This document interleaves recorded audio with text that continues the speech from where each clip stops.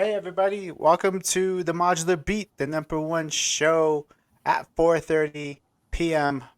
Mountain Daytime or Standard Time, depending on when you watch this. 4:30 Mountain Time, number one show about modular synths.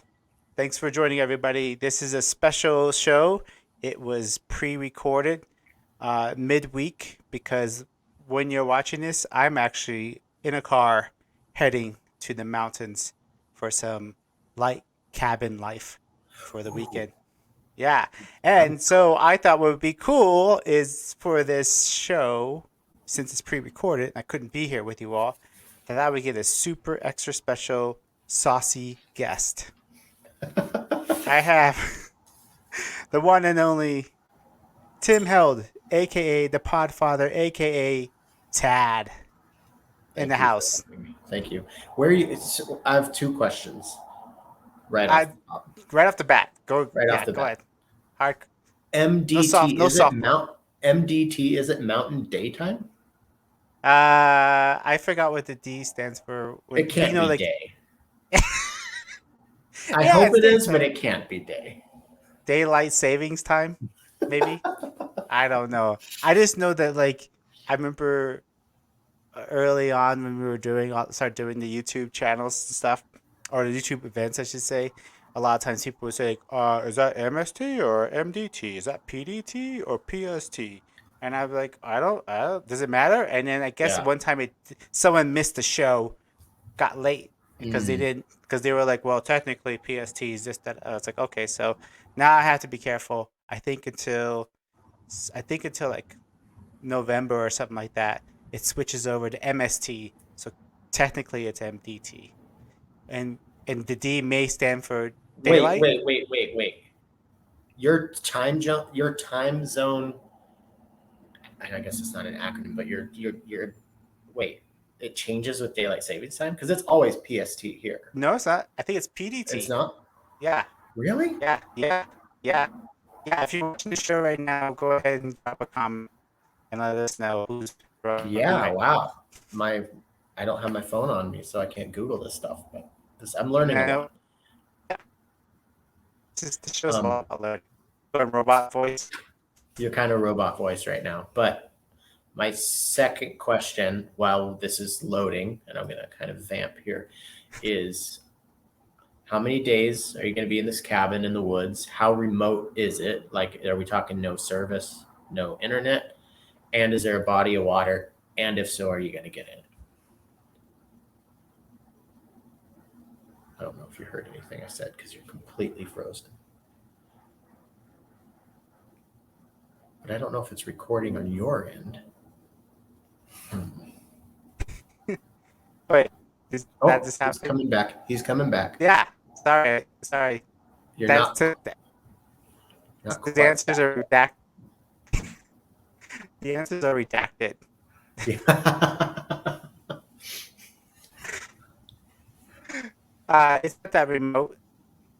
Maybe Not that an hour and remote. a half. Okay. Yeah, 2 hours. Yeah, 2 hours.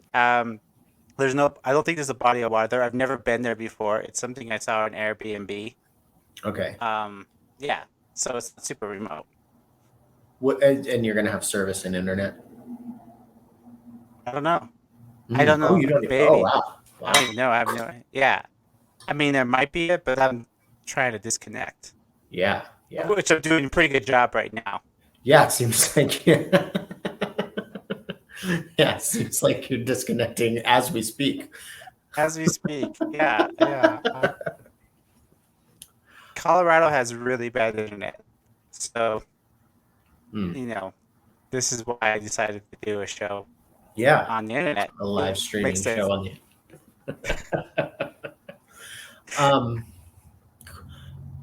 Cool. Sorry, So I no, realized I like started asking questions. no, that's great. And I was gonna. It's funny because I think you're talking about the cabin, and I noticed that you go on lots of trips, and Mm-hmm. you're always doing some cabin life. Mm-hmm. Yeah, I just got back from a 7 day road trip with my wife. We went to the northeastern corner of Washington, where I used to work for the Forest Service. So I went to this lake that I hadn't been to in like 12 years. Um, I used to live at the lake in a bunkhouse, and then we went up there and camped. Whoa. I got bit by a brown recluse spider. Um, don't With do this last that. time? Yeah, Just. Oh wow. yeah, it was really crazy. Um, but yeah, it was worth it. We saw a mama and two baby moose. We Aw. camped at a new favorite spot, um, and we stayed in a crazy motel suite that had the biggest balcony I've ever been on. There was seating for 15 people, but it's just like a studio apartment basically for a king suite, Nice. and there were deer everywhere in the town. It was crazy. It was cool. There was deer everywhere in the town. Like when you In the went into the town, cafe, they were like dude, like that wouldn't at surprise me. every booth. They were just all over every yard. Like we walked around like this whole town, and like I would say we saw like 20 deer. They were just in people's yards, and then we started noticing that people with gardens had big, tall fences because the deer The deer. obviously are eating all Yeah. that stuff. And then like this mama and her baby just like bound, like it's the middle of the day, and we're standing on this deck from this hotel room that we're in, and this mom and baby just like bound across the street. It was like at the main intersection of this tiny little town. It was really cool. Oh, that's cool. That's Yeah. awesome. Yeah. Well, I was wondering about that because about your. I didn't realize that you worked for the Forest Service. Yeah, I did paid internships, I think they were technically called. They were just like seasonal stuff while I was in undergrad. Um, so I did like archaeological survey in areas that they were like proposed timber sales. So before they sell the timber or let like logging companies come in to log the area, you have to make sure there's no significant historical sites where they want to chop them down. Oh, So yeah, it's okay. just a lot of walking through the woods. Yeah. Yeah. And so that's is that like some inspiration for what you do? Like, Ah, I think just a general love of the outdoors yeah. is I mean, it's what me and my wife like to do together. And since I've gotten into modular, it's like that's taken over so much of my life. It's just kind of a way of being able to do two things that I love at once. Yeah. I was wondering because there's so many of your videos and so many of your albums where you're in a cabin, near a lake, outside. Hmm. I when is the Tim Held Industrial Park album come out? or is that never happened? I The did. I warehouse. did. I did a remote performance in the Soto area of Seattle, which is really industrial.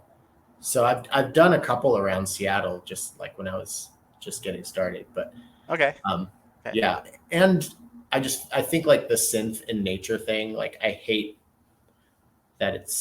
to say that it's like played out, but I'm not going to stop doing it because I love doing it. But like it seems to be a thing, you know. Yeah, I think it's funny because when we all got started, everything was so big and there wasn't a Hmm. lot of travel cases and power was always Hmm. an issue. Hmm. And once people were able to take power uh easily out, it's like liberated so many artists to like Yeah. yeah. Yeah, and I have that's been like my quest now is finding anything and everything battery powered that I can incorporate with just the travel case. Hmm. So I don't have to like have a bunch of USB batteries. And I'm finding some pretty cool gear lately to like have a setup that still fits within my basically I have like a Craftsman toolbox and then my make noise case, and then my camera bag, and that's like my whole rig. So like I've really streamlined it because when we went to Yellowstone, that was like the first time I was really going to try this. I had so much stuff and I didn't end up using a lot of it, but I just wanted to be over prepared. But now I'm like, I've got it honed in. I need to make a video show like because I've been asked more times in my life, like other than any other question, in my life, modular or music related or not, is what battery I use for my for a modular rack. So I just need to like make a video or make like a public service announcement or something. It's the No, I think Max we. Oak. Yeah, well, I think we should have a summit because you, Patrick O'Brien, John O. Wells, Mhm. uh, Thamel, aka Jerome, and Brussels, you all have lots of outdoor stuff going on, and everybody has a different solution. Mhm. So Totally. Yeah. we should get the big minds together Uh-huh. and figure out what's the situation here, what's going on, what's the best way of doing this. I'm trying to convince somebody to make a case that's designed for basically just for me, but like so many people do it. I see it's propping up more and more. Like David Rothbone does a lot of it. I think it all started with Aunt Annie.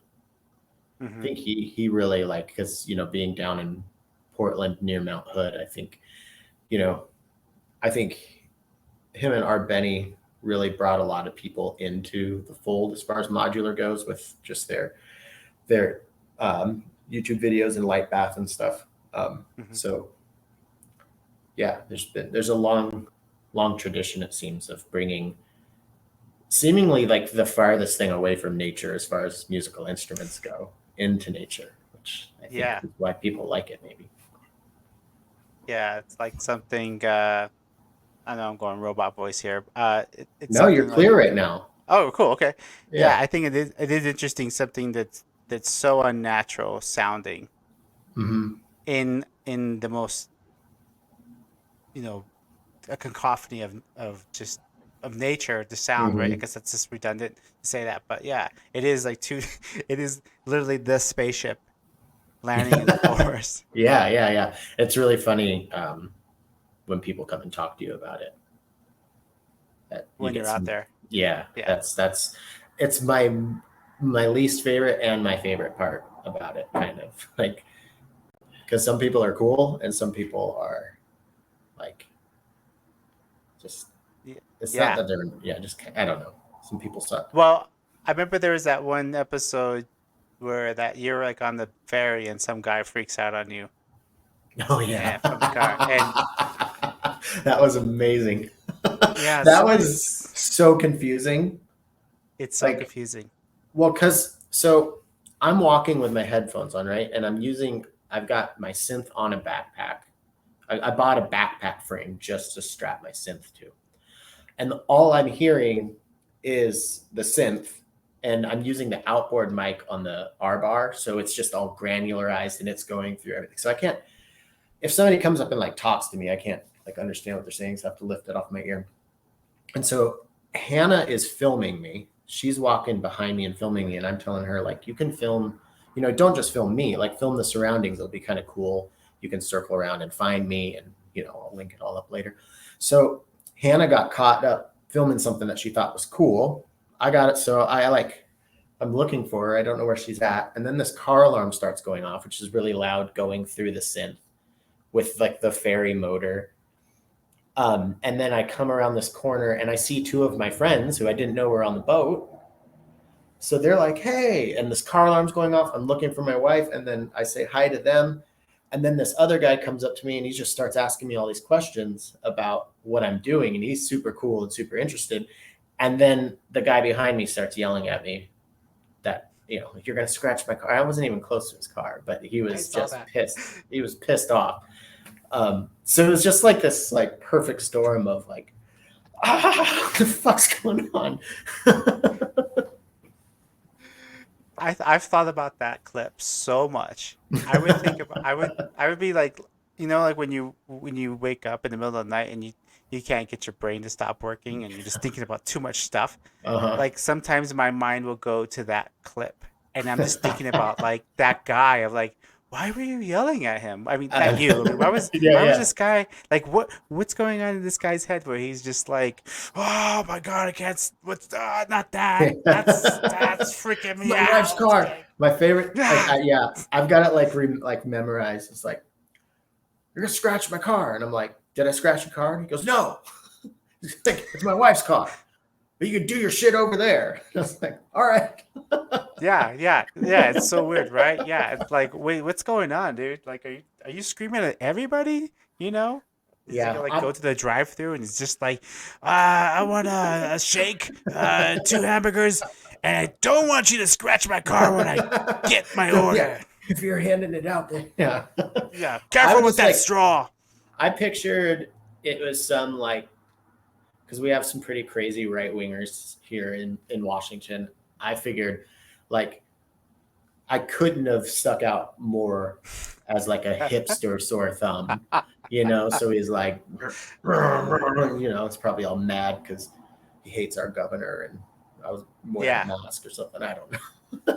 I remember I saw someone was talking about like the the anti-synthesizer like vibe when rock and roll was doing its thing, and Mm-hmm, someone was talking about like how there would be an album that said no synthesizer on this album. mm-hmm.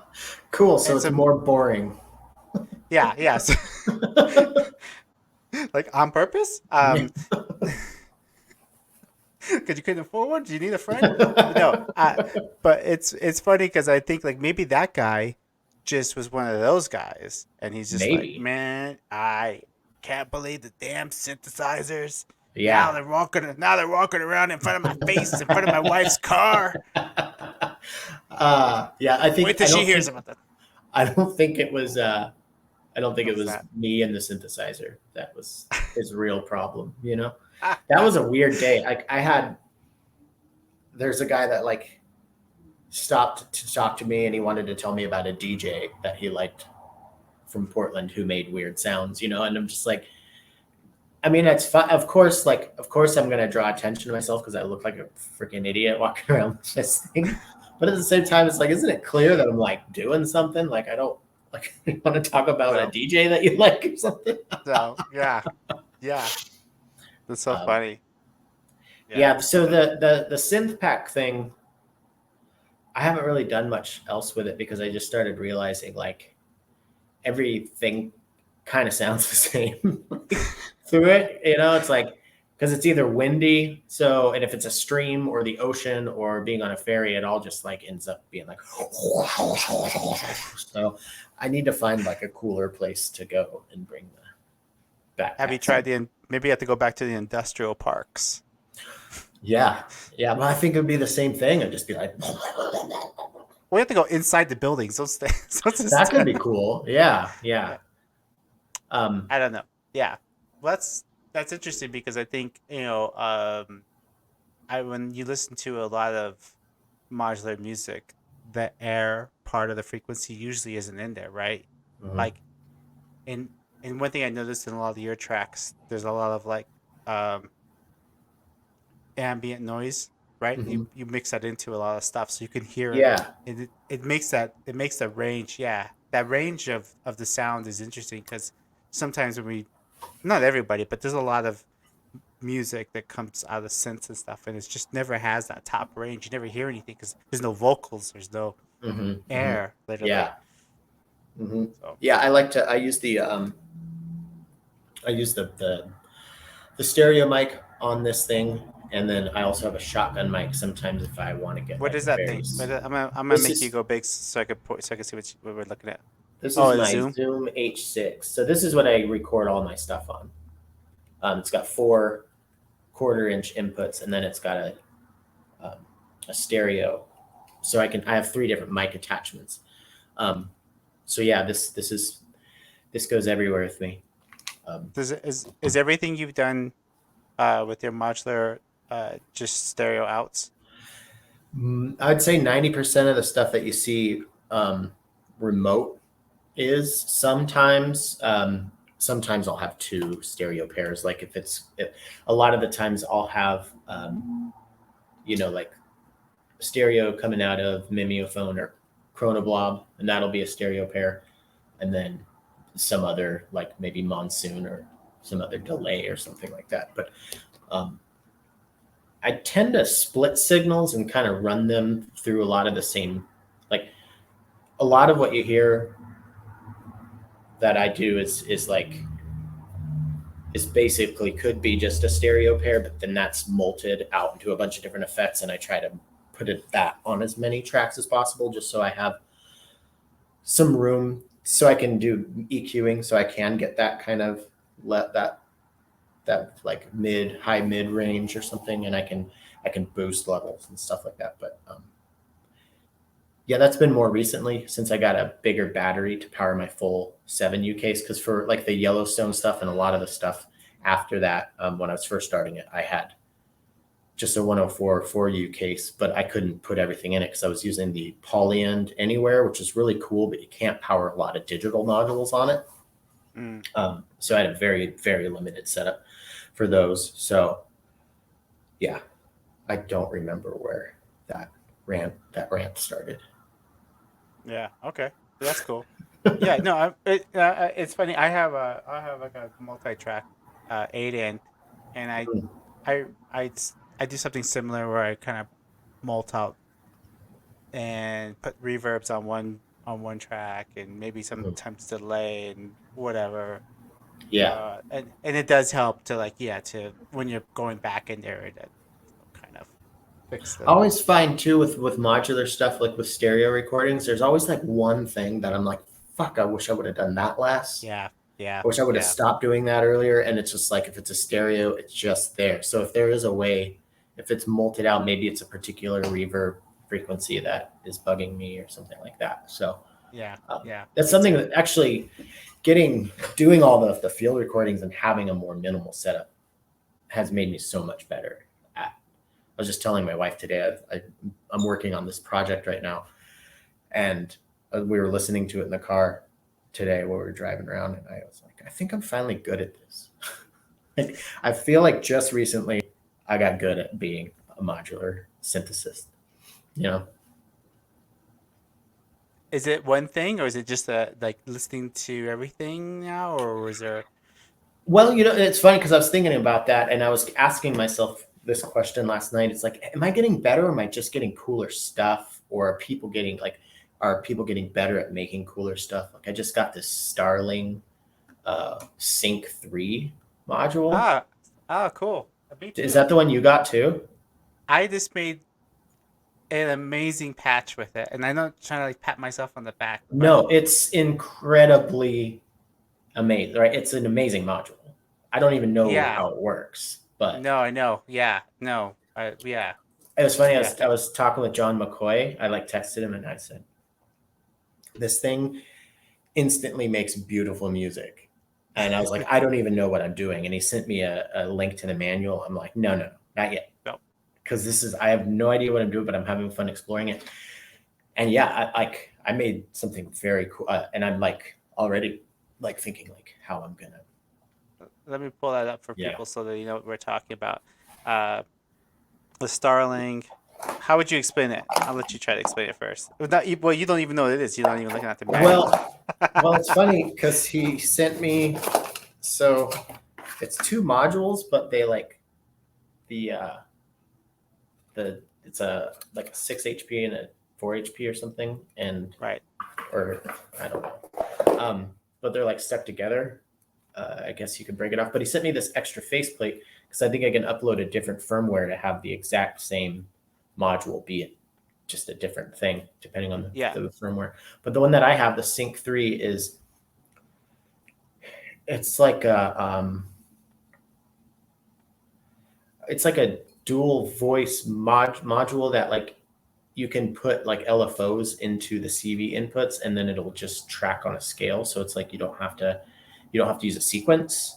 You can actually just feed an LFO into it, and it'll create this like and there's two outs, so you can feed like two different CV sources into it. Well, this is what I was doing. There's more CV ins and outs, but I didn't get that far. But Yeah. basically, I was thinking of it as like, it doesn't sound anything like rings, but it's like rings in that it sounds really good and you can make really pretty stuff without working too hard. Which makes Yeah. me just think like, and the fact that John McCoy has been like saying how good this is, like, and how impressed he's been by it, that says a lot, I think, too. because he's such a good synthesis. Um, Yeah. so yeah, I'm really excited about that. Yeah, so if you check out like our last show on last Sunday, we did a DIY show. We had the Starling guys on there, and John McCoy performed as well. And it was cool because they were talking about like the development of this and what kind of the that's going on behind the scenes in developing these. Because we were talking about it from a DIY stance, where that's kind of where they started from. Because you can also get this this platform, this VIA platform, um, and make your own, like kind of build off of it yourself if you're inclined to that kind of programming stuff. So Okay, it's so so that's it's all right. I see.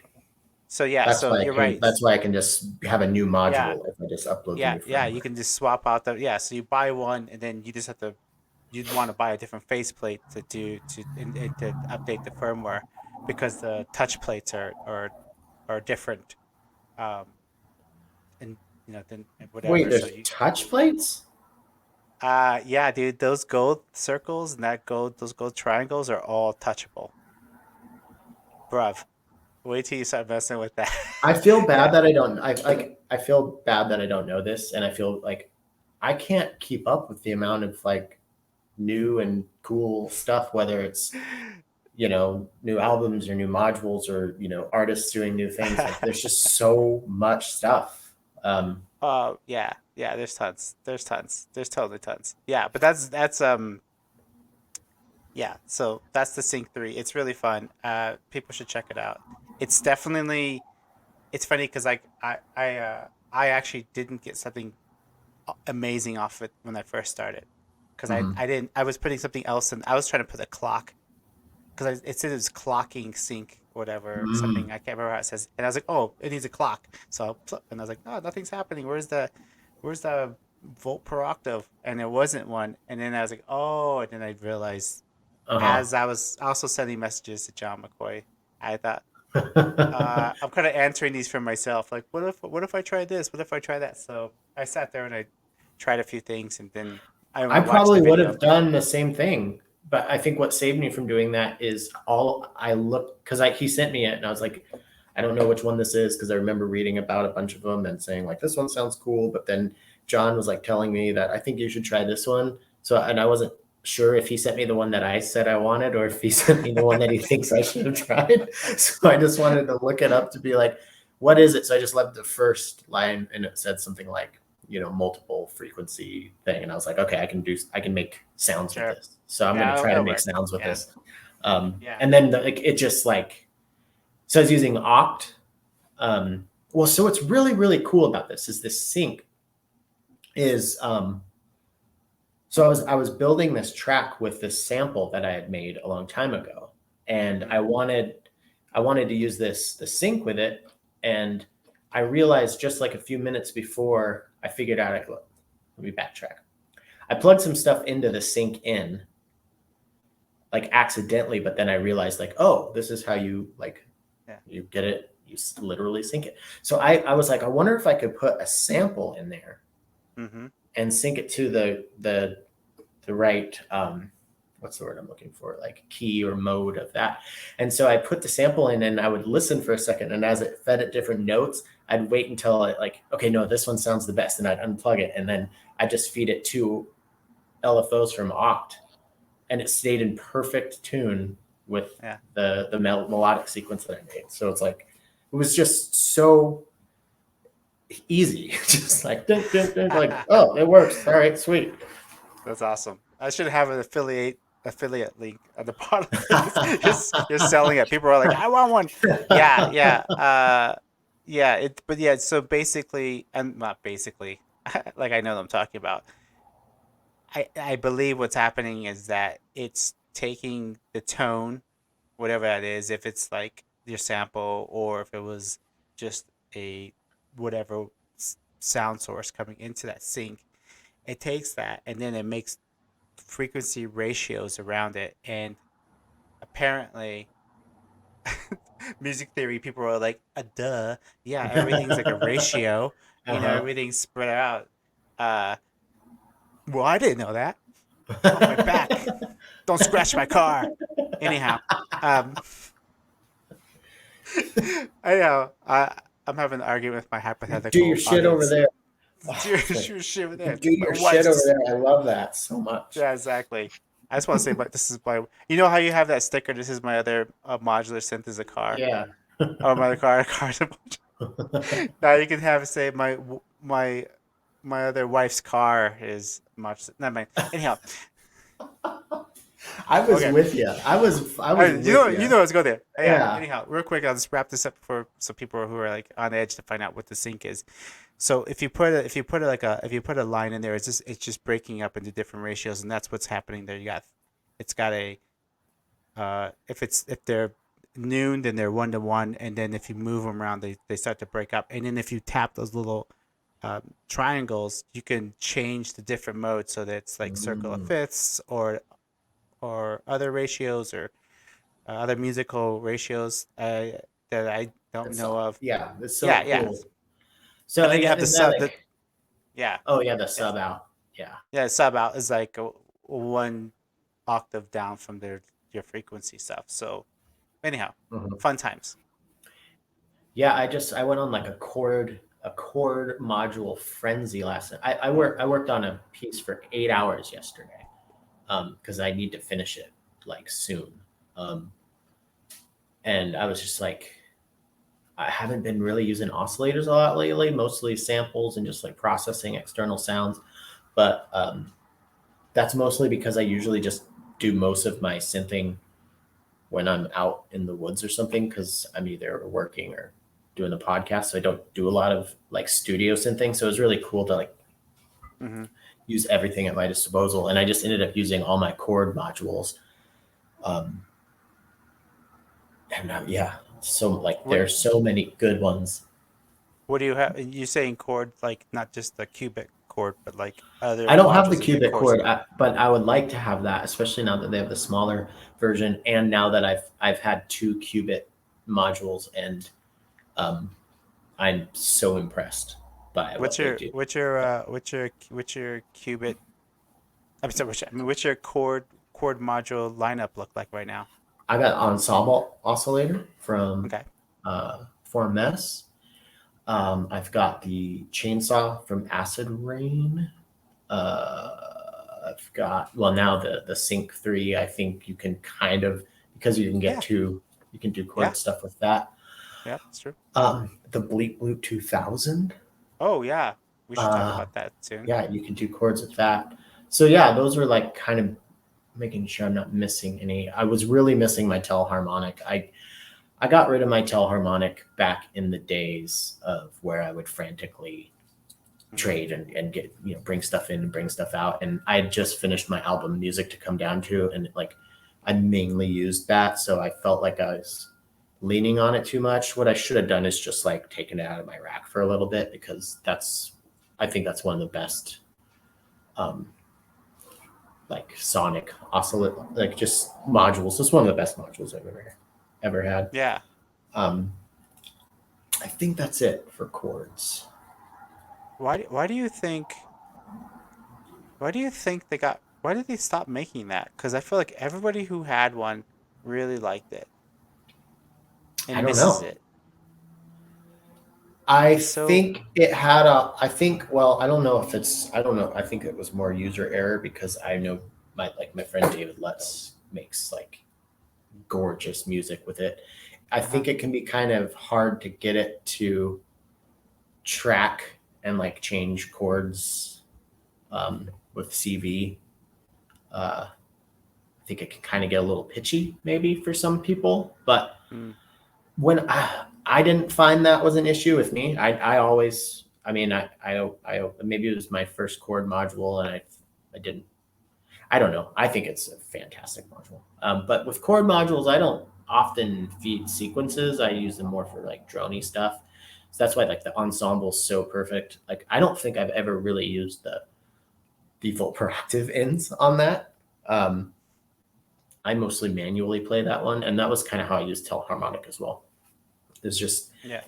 so much out of the feel, and that's kind of that kind of thinking, and then also kind of the exploration of something like the Benjamin was kind of Yeah. where Bleep Bloop came from. And well, so here's a funny thing. Well, no, it's funny, but like, so you have the Benjamin, you have the Bleep Bloops now a thing. I think like all those things that those strange things about the teleharmonic like would now be totally welcome. That's kind of that's fine. So maybe like Yeah. them, maybe it's just like I think. I mean, you if you're listening, make noise. I'm telling you, I think you can bring it back because all those weird things are cool now. I mean, not that they Hmm. weren't cool, but it's way more acceptable, right? Like I Yeah. think I'm we're wondering, okay with maybe there that. was like a part on it that was hard to get or something, or yeah, who knows? Um, Yeah, but you know what? Maybe we don't need it because we have the bleep bloop. oh, it's way different. The telharmonic is infinitely cooler than the Bleep Bloop. It doesn't have as cool of a faceplate, though. I'll say Yeah, yeah. Yeah. that. Yeah, I um, mean, yeah, with so I think the sync has really got me really excited about oscillators again. So that's yeah, exciting. yeah, It's fun. yeah. Definitely have some fun throwing. It's a great one to. m- So far, what I've figured out is it's a great situation where you're multing out your output of whatever oscillator you have. One's going into the sync, and the other one's going its other merry way into its other signal path. Oh, okay, yeah. Bring those together, and then you really can see like what's happening on one end with like the original, and Hmm. then what's happening as it goes down into the sync Yeah, valley. I'm really excited to get to actually understanding it because part of like getting a new piece of gear for me is like I really want to be able to enjoy it instantly before I understand it, and Hmm. I try to see how long I can stretch that enjoyment out before I have to look at the manual. Okay. So I don't know how far I'll get with the sync, but after playing with it last night, I think pretty far. And then while we're on the subject of like new modules and stuff, um, the boundary from Schlappy Engineering is so cool and so much fun. We were And looking at that last time, and I don't think we had a great handle on what's going on there with that. So, well, like what's everything Eric does, is it's very, very complicated, um, and does a lot of stuff. But I could read you what it does because I have the manual here because I can't explain. It's basically like a function generator and a VCA in one. Oh, Um, yeah, someone was sorry, go ahead. but yeah, you can get into like, of course, because it's Schlappy, you can do some distortion, and some ring mod stuff. It's got this really cool, like, it's just got really good CVNs, like your Mm. function generator has your typical like the thing that you want to put in to add slew to. It's got a trigger, it's self-cycling, and it's got its rise and fall inputs, and it's got an into rise output. But it's also got this bound input, which if you feed like an LFO into that and you've got it self-cycling, it'll give like a bouncing ball kind of envelope thing happening. And then there's a rectify in, which I can't say that I understand, but it's fun to use. It's a Yeah. full wave rectified input, flips the negative half of a bipolar signal up to be wholly positive, useful for envelope following or frequency doubling. Yeah, so you can use it as an envelope follower as well, which I think, That's especially with awesome. what I do with sampling and even taking sounds of just the environment around, you know, creating gates and envelopes off of, you know, the breeze is kind of fun. No, yeah, that's awesome. No, I remember I wanted the 4MS SMR just because of the envelope following capabilities. I love a good envelope following, and then the if if if you're wondering if you want to try to mess around with the envelope follower, I believe the Ornaments and Crime has a applet for that. So Okay. The so best one I have found so far is the percussion interface and the percussion interface expander from 4MS, yeah. because it has like, with the expander, it's got a 1/4 inch input, so you could like use guitar or whatever. And it's got, I think, I think each one's 4 HP, so it's 8 HP total with the expander. The expander comes with it. I'm not sure. Well, I guess I think I know why we did that, but and also not just to plug the company that I work for, but the tilt from Yeah, I After was gonna Later ask you about Audio is an that. awesome. Yeah, let me ask you about that because I saw that and I was wondering about that one. The tilt. Yeah, let me pull it up for the for people to see what we're talking about. So is it a filter or not? No, What the is it? tilt um is their function generator. Okay, it's function generator. Okay. Ah, But so like any function generator you can use as a envelope follower. Really, if you just just put a signal into it and then oh, I you can see. create envelopes of it. It's not specifically made for that, but I've had a lot of success using it. And what's really cool while I have this up, it's got all the typical stuff of your function generators, but it's got the rise and fall, end of rise, end of fall gate Mhm. outputs, which is pretty cool. And then CV control over the rise, both and fall, self-oscillating, and it goes bipolar in self-oscillation. Oh, So cool. that's pretty cool. But it can just be unipolar. And if you do that, there's a attenuator, attenuverter on it. So for its size, Yeah. I actually have like, I'd say it never leaves my case, but I don't have a tilt in my case. I have like the prototype that Lenny gave me a long time ago. And it's just one of those modules. It's just like, I have a few that just, they never leave because of how, the form and function crossover, like, especially with my case of trying to like go and traveling a lot, like size matters. Yeah, Um, totally. Yeah. yeah. So the div kit and Instro Oct is, I think it's so simple, but it's just like incredibly useful, especially if you're into creating like ambient stuff. Um, I Right. think that I think everybody knows what Oct is, though, right? Yeah, I think so. Yeah, they better. They better. Yeah, right. Yeah. No, that's Oh my awesome. gosh, we're already Yeah. 42 minutes in. Yeah, I'm just sitting there just Wow, this is talking. fun by. Yeah, totally. I want to play some music, but I also, since I'm already here, I should just go ahead and talk about the Tad in the room. Yeah. Yeah. Hold I on. think Just for anybody who doesn't know, okay, let me just put you up on that one. Hold on, let me zip you up. for my birthday 2020, my friend Oops, so Jenny, I had PodMod blank panels, and she had my wife steal one without me knowing, and had my friend David Lutz give her like modular parts so she could drill the holes. And she put this, I'm trying to get it where there's no glare. So it's just a fake module. It's all super glued in there. And she's like, you should make it into a real thing. And I'm like, I have no idea what it would be. And then Lenny from After Later was like, we could make that into a real thing. And if we did, what would you want it to be? And we went down to a brewery and had a few beers, and this is what happened. that's awesome. That's awesome. So the wait, so was the idea coming from the brewery or the names of the knobs from the That's all Jenny. brewery? That's all my friend Jenny. That's awesome. So what she wanted to do, and she said, let's make it into a real module. She wanted it to be a thing where if you turned whatever knob you turned, it would make the sound. Oh, okay. So she wanted it to go like dorf, clunk, Nice. clunk. And I was like, well, that would just be a sampler. Yeah, Um, yeah. so I had to, bore her with some technical details of why that would be like not really worth making. Although 2 HP Very made the cat thing.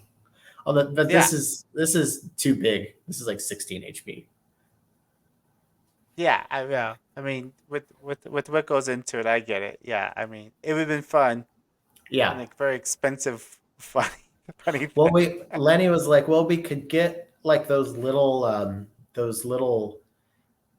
like speaker recorders that are in those like get those cards that you open up that like make Oh yeah, noise when you yeah, open those yeah, up. And we thought about yeah. like we could just put like four of them on the back and then people That's could funny. record. But still, like who would really want that? Yeah, Like yeah, yeah. This is a little bit. This is deep. This makes. But what you've done, you got a deeper module going on here. yeah, yeah. I mean, it's pretty simple. What's funny about it is when I was like when I first got it back, I was like, oh, this is actually way cooler than I thought it was going to be. And then as I was spending more time with it to make demos with it, demo videos and stuff, it like grew on me more and more. And now I'm finding like I honestly didn't think that I would find myself actually using it like as part of my regular kit, but Yeah, it's in my case now. And I really like using it. that's awesome. So is there a way those A B C Ds on the bottom there are those volt per octave or is that just They're not. It's just yeah, just frequency control. Because at new about 11 o'clock at each knob and down is LFO range. So I wanted these to have really wide range so you can use it as a control voltage source. nice? Um, and I didn't want it to have 1 volt per octave because one, it would have taken way longer to develop. Um, and two, I didn't want to like why make a 4 voice chord module as basic as this when stuff like ensemble and telharmonic and chainsaw and the cubic chord, like why make that? Like I mean you could feasibly ask me why make this one, but I just wanted to be more exploratory. That's nice. Yeah. I like And that you did that. if you watch like Matt Picora from Patchworks EasyBot, he did a demo video of it. Mm. And I think like it's that if you really want to like hear what it can do and see its like patch programmability and stuff, that's the video to watch. Like I hadn't even really thought of like multing the output and modulating itself, like yeah, just modulating itself with itself. Yeah, yeah, He got some yeah, really yeah. cool stuff with it. That's awesome. That's awesome. Yeah, I'll Yeah. have to get one of those. I like that it is exploratory because a lot of your music is very exploratory. I feel Yeah. like that you should have that you coming out with this. While I know it's kind of this inside joke as well, but which Hmm. is great because it's a good sense of humor. But I also like that like it wasn't just straight up like yeah I'm gonna this is my take on a chord module or whatever. It was like Yeah. it's I feel like it is in that kind of weird space to like just get lost into. Don't have the normal like the volt per octave, Hmm. like that setup. It's cool. It's like you said, like probably a perfect module for people who don't read the manual. Yeah, totally. Yeah, it's funny because like I was never excited about it as a voice. Like I kind of just like wrote it off as like, yeah, we'll make it make noise. Like we'll make it an actual VCO, just so it has that functionality. But I was really excited about um, the CV source aspect of it. And I still am, but recently I have found myself using it way more as a voice. Mm. And that's a lot because I got this 3D joystick from Dopefer. So Ah, that's been a lot of fun to control all the different, the crossfade and the VCA, and then um, the different frequencies, all with just one joystick has been really fun. And it's not lost on me that I'm using a big honking joystick to control this module. It's just I can't get away from the innuendo on this thing. yeah, yeah. Well, there it is. For the Yeah. record, it wasn't my idea. I had nothing to do with the design. I just thought it was funny. You're like your hand, like you're all over it. It's your big faces on it, and I you're like, know, but it's not me. but it's I not mean, me. we're all trying to find out who did this. Yeah. Maybe we should just Spank him on his bottom. Yeah. Uh, that's what. That's awesome. All right. So, I did want. I know we're at 50 minutes, so if it's okay, can we go a little bit over? Yeah. Okay. Yeah. I mean, I appreciate it. Yeah, I because what I never I want. never get to be on this side of it. I mean, I have more recently, but Yeah. I'm always asking people about their stuff. It's fun to talk about my stuff sometimes. Yeah. Yeah. It well. Yeah. I hope to be able to do more shows with the shows behind with the people who do shows at some Mhm. point. This is a modular talk show, you know. So this is Yeah, you gotta bring I on love yeah. that. I love Tell that. I us a was little very bit about. excited when I saw you starting to talk about doing this. It's been fun. This will be I think episode 6, Nice. and yeah, and I told myself I would try to do at least like 2 months or so and see how it is, and if I hated it, I would stop doing it. So far, Mhm. so good. Okay, So good, far, good. yeah. But this show is still going, so we'll see how this one ends up. Yeah, I'm. It's so cool to see all these things. There's so much going Um, on. I mean, like you were saying, just keeping up yeah, with all the modules and yeah. So yeah. It's I don't know. It's really cool. I really I how sometimes I do feel bad about not being able to keep up, but because people like you start doing stuff like this, not everybody has to keep up with everything. We can all kind of hit on different stuff. And yeah, yeah. Well, there's plenty of stuff to go around, and I hear you. I feel like it would that um there wasn't if you stopped doing it, if everybody else stopped doing it, you know, me being the only one doing it would not be ideal. That would be the worst. You know what I mean? Like I don't want to be the only one doing it. I like it that other people are doing it. I like that other people are talking to people. There's so much to talk about. There's so much yeah, ground to cover. So yeah. yeah, it's yeah, yeah. Um, uh, but let me ask you a question real quick. How do you keep up with it? I mean, what is like? You got a great Discord, so you got a lot of people hmm coming in there and talking about stuff. That's You I can't keep up with that. I feel kind of bad. Um, but I don't feel bad anymore because it's kind of run away with itself. And I check it out and I check out what people are saying, but I also just like notice a lot of people like having these ongoing conversations with each other. And it's hmm like, what am I going to do? Pop in there and be like, hey man, it's like, no, they're talking about something. And that's cool. Like they're hanging out. It's yeah. But like, sorry, what were you, how do I keep up Oh with yeah, I mean yeah. that or, Are you listening to? Are you on Bandcamp listening to stuff? Are you? Is it from hanging out with Lenny? Is it just the scene out there? Is you know, um, is everyone talks about modular or what? well, it's kind of funny. I work at Lenny's house, but he's also working. So sometimes we don't even, I would say most of the time we don't talk to each other more than like 2 or 3 minutes in a day. hmm So we'll have like meetings or whatever. Yeah, and honestly, most of the people that I talk to about stuff are just doing episodes here. So like I'm sitting here and talking with people. Um, but as far as Bandcamp stuff goes, like I'd say 30% of the music that I listen to is all just stuff that people are like, "Hey, will you check out my new thing?" Or the people get a lot of I get sent a lot of download codes and stuff, which is awesome because I get to explore new stuff. In fact, I listened to some new music while I was out on the road trip. Somebody sent me stuff right before that, and I always like to listen to new music when me and my wife go on road trips. I like to attach memories of getting to know new music with places I haven't been. So next That's time, cool. so as you listen to it throughout your life, it'll always kind of remind you of that. Um, so yeah, so that's cool. I like that aspect of it. I feel bad sometimes when like people send me stuff and I like don't email them back or something.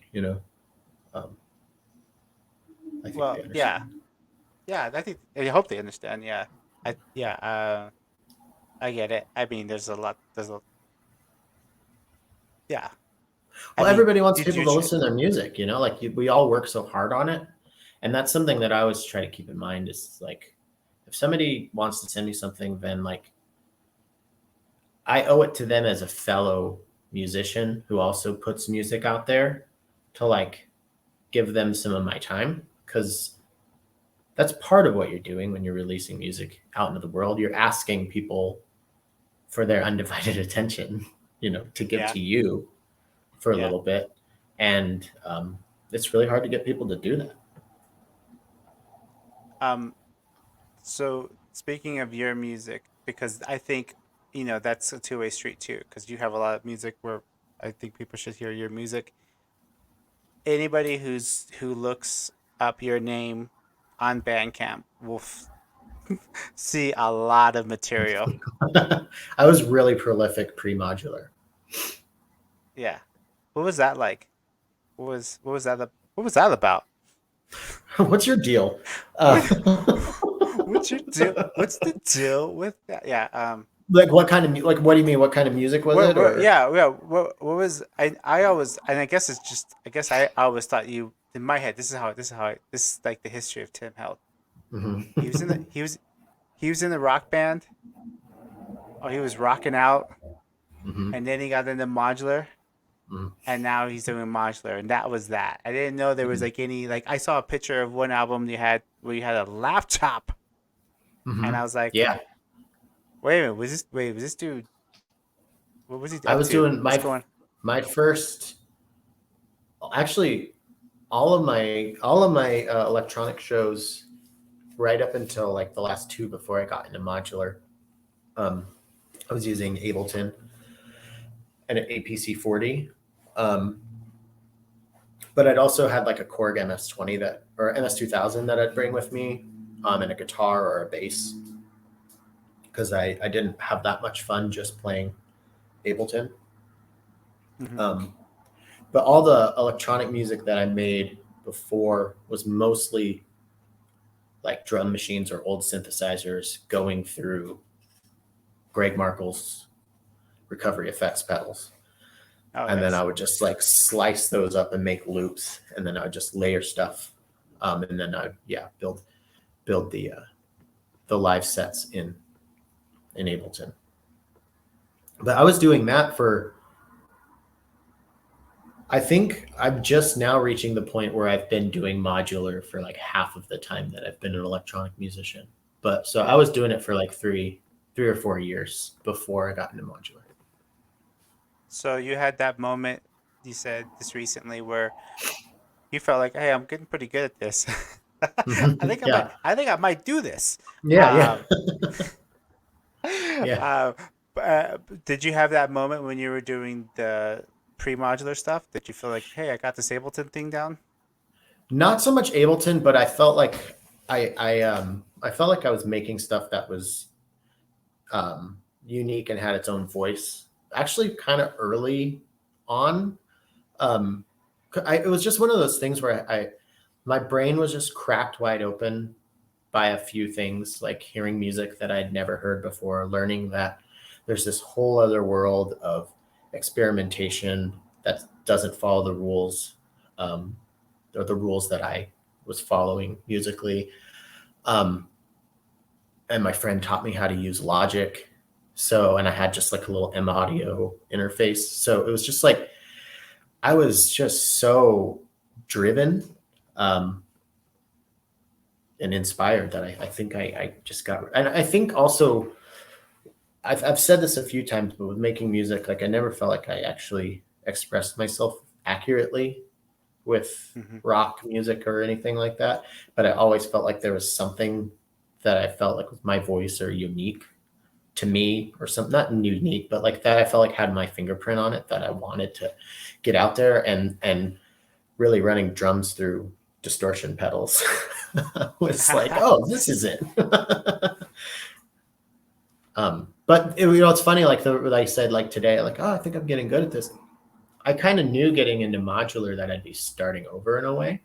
Mm-hmm. Um, so a lot of the modular music that I've put out, I don't think it's, I think a lot of the stuff that I've put out modular wise is, I don't want to say this, this isn't like self-deprecating, or, and I don't really want to put too much of a value judgment on it, but it's just like kind of just unremarkable, like, oh yeah, I'm making making dinks and doinks or whatever, you know.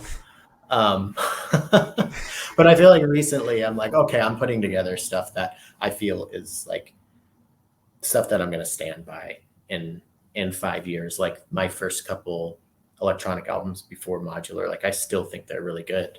I still Yeah. really like them. So Let's check out one of their earlier tracks. Because I don't know if this is. You tell me if this was made. This I'm looking at the date and I'm thinking it was pre-modular. oh yeah, uh-huh, Yeah, definitely. yeah. I was checking out this track today and I was like, dang, this is a little bit more different than I've heard you, which I've been hearing you play. Yeah. But it's yeah. But there's something about the cleverness of it that makes me think, oh yeah, this is still Tim. So which is Oh, cool. thank you. So let me play this track real quick, and we'll let everybody listen to it real quick. We'll mute our mic so we can zone out to it for a second, and we're gonna play. Which was it? I was gonna play this the first one, Delicate Imbecile. We'll talk a little bit more about it. Okay.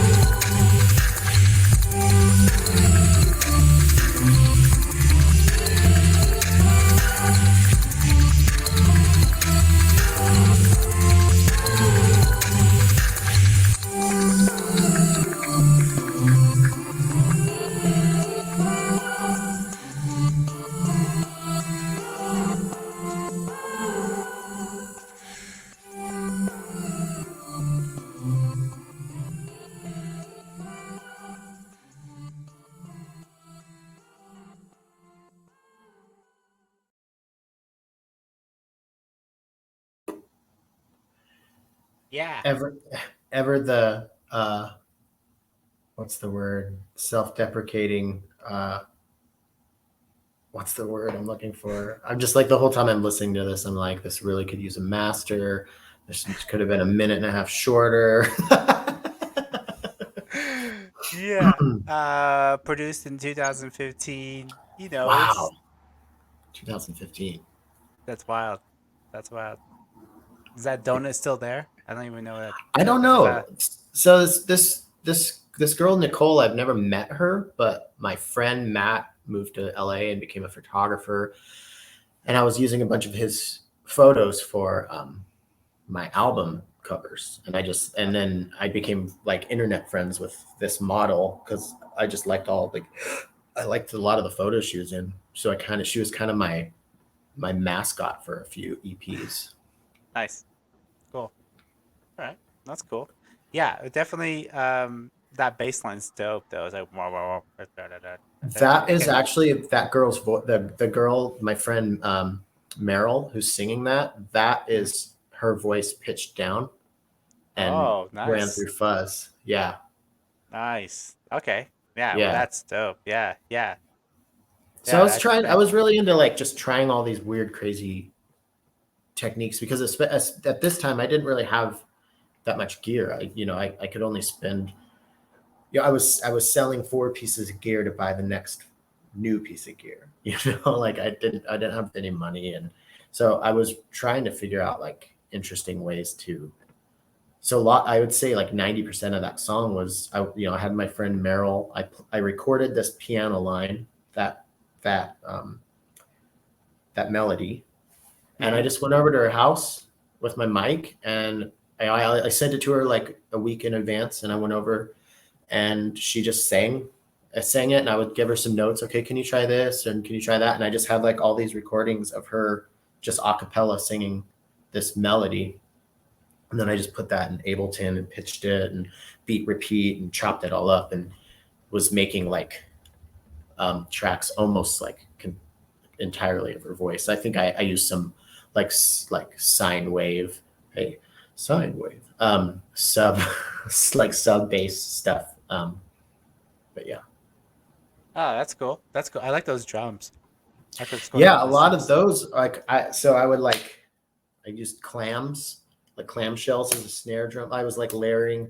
I made stuff so much more work for myself, but like I didn't want to use very many samples that came from like a soft Uh-huh. synth or something. I wanted to create them all, which in hindsight, it's like you can use other stuff too. It's Yeah. fine. Well, I mean, you also got the modular, so I mean, you kind of, Yeah, right. Yeah, yeah, yeah. yeah, so I mean, we can all just there's Obvious another way of, progression. yeah, exactly. Yeah, You're like, oh, I kind of like little puzzles. yeah. I like a little, I like it being tactile. I like it I like it to be not, really hard, like I think like yeah, unnecessarily hard. I know, yeah, I know there's presets, but I'm not using them. I Just use kind the of like presets.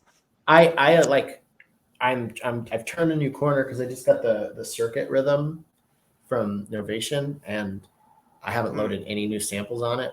And I was like, just you could probably make something cool if that's on here. And yeah, with the samplers are that's what makes them so cool is you can just like make these sounds that aren't your own. You can make them your own. yeah, totally.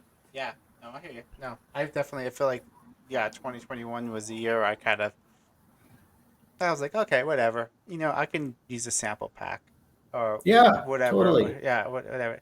But the funny thing is, like, so many of our friends make sample packs Yeah. that I'm still like, so it's not like, you know, it's, even if it was something like a kick is a kick, like, I'm not going to be like, Mhm. well, I got to go out there and get my own kick recording, and One of my yeah. favorite kicks I ever made, and I guarantee it's on that track because I used it for years, was it was a screwdriver handle against a sleeping pad, like a camping sleeping pad. Oh, okay. And then I would put like a soft synth sub under it, but like EQ'd it because I Nice. forgot, was it Ultra Beat?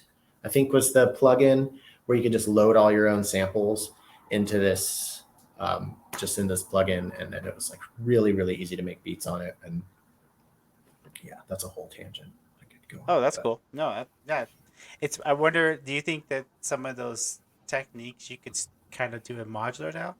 I guess you could well, still that's make why I that got sample. into it. That's kind of why I got into it originally. It was like, oh, I thought I was gonna use it primarily for creating my own sounds to kind of work in the way that I always had worked. And I haven't worked that way since. I went completely down them. It didn't happen the way I intended it. And then I got an MPC one thinking like, okay, it's time for me to actually do what I thought I was going to do. And I just like, that thing is so, it's a DAW Mhm. slash sam. It's everything in one. So it's like kind of learning this like whole new thing. And I just haven't given it enough time. And since getting the circuit rhythm, that's incredibly intuitive. And I've already been working with samples. So I'm like, oh, I think I'm going to start using that as my brain and not have to learn as robust of a new piece of equipment, but still maybe start going back down that.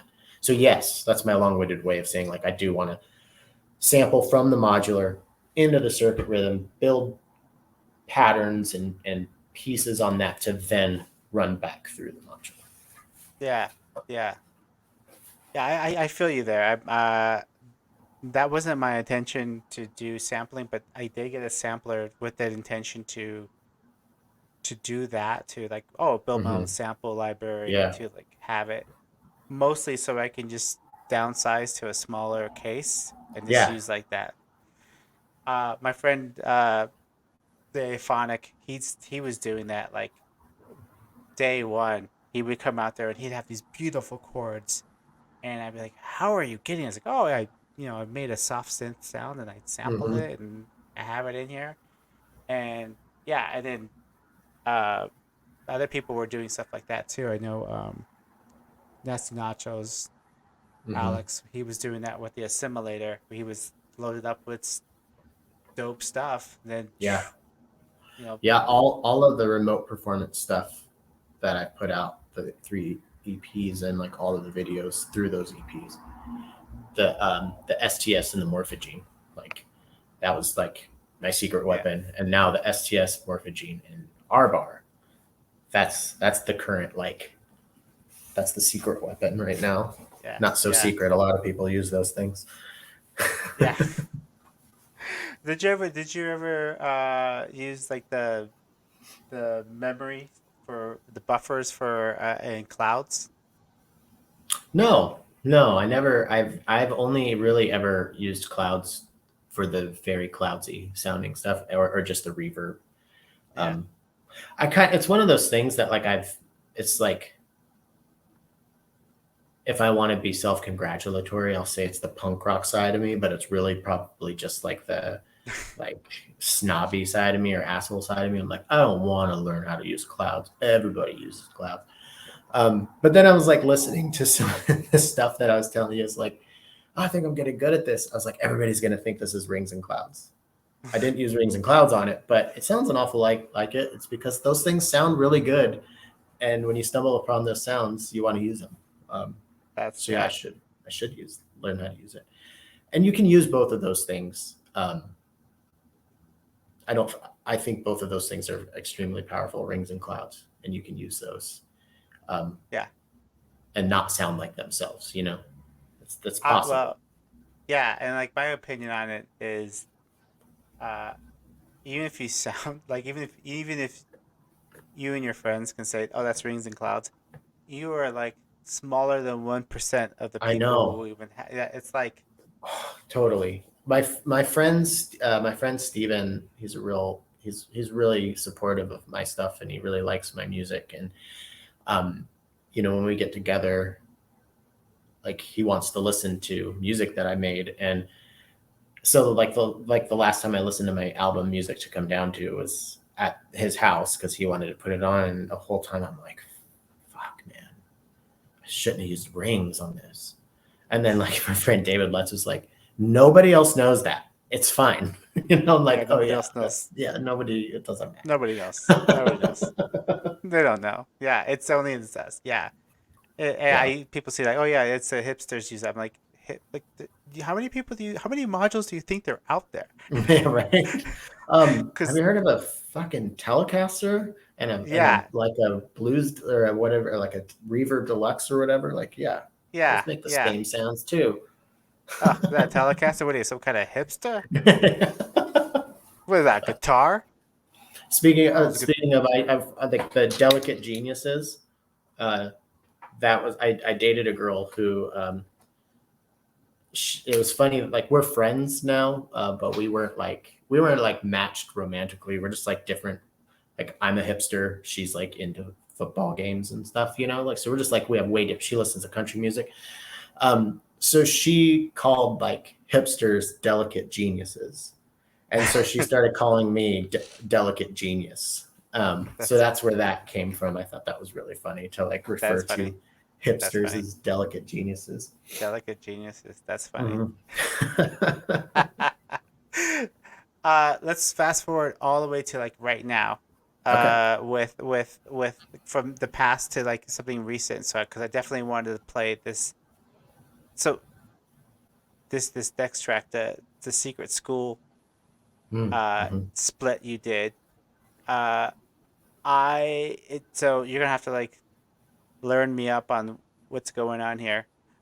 Yeah. So Well, it's funny. So Andrew, Secret School, is somebody I became a fan of and then buddies with here in the Seattle scene. You should check out his albums, Secret School on Hush Hush Records. So like when I was getting started with electronic music in Seattle, there were a few like labels and artists that I was really like, you know, kind of thirsty to like play shows with them and stuff. And Andrew's one of them. I got into his music and then we played a few shows together.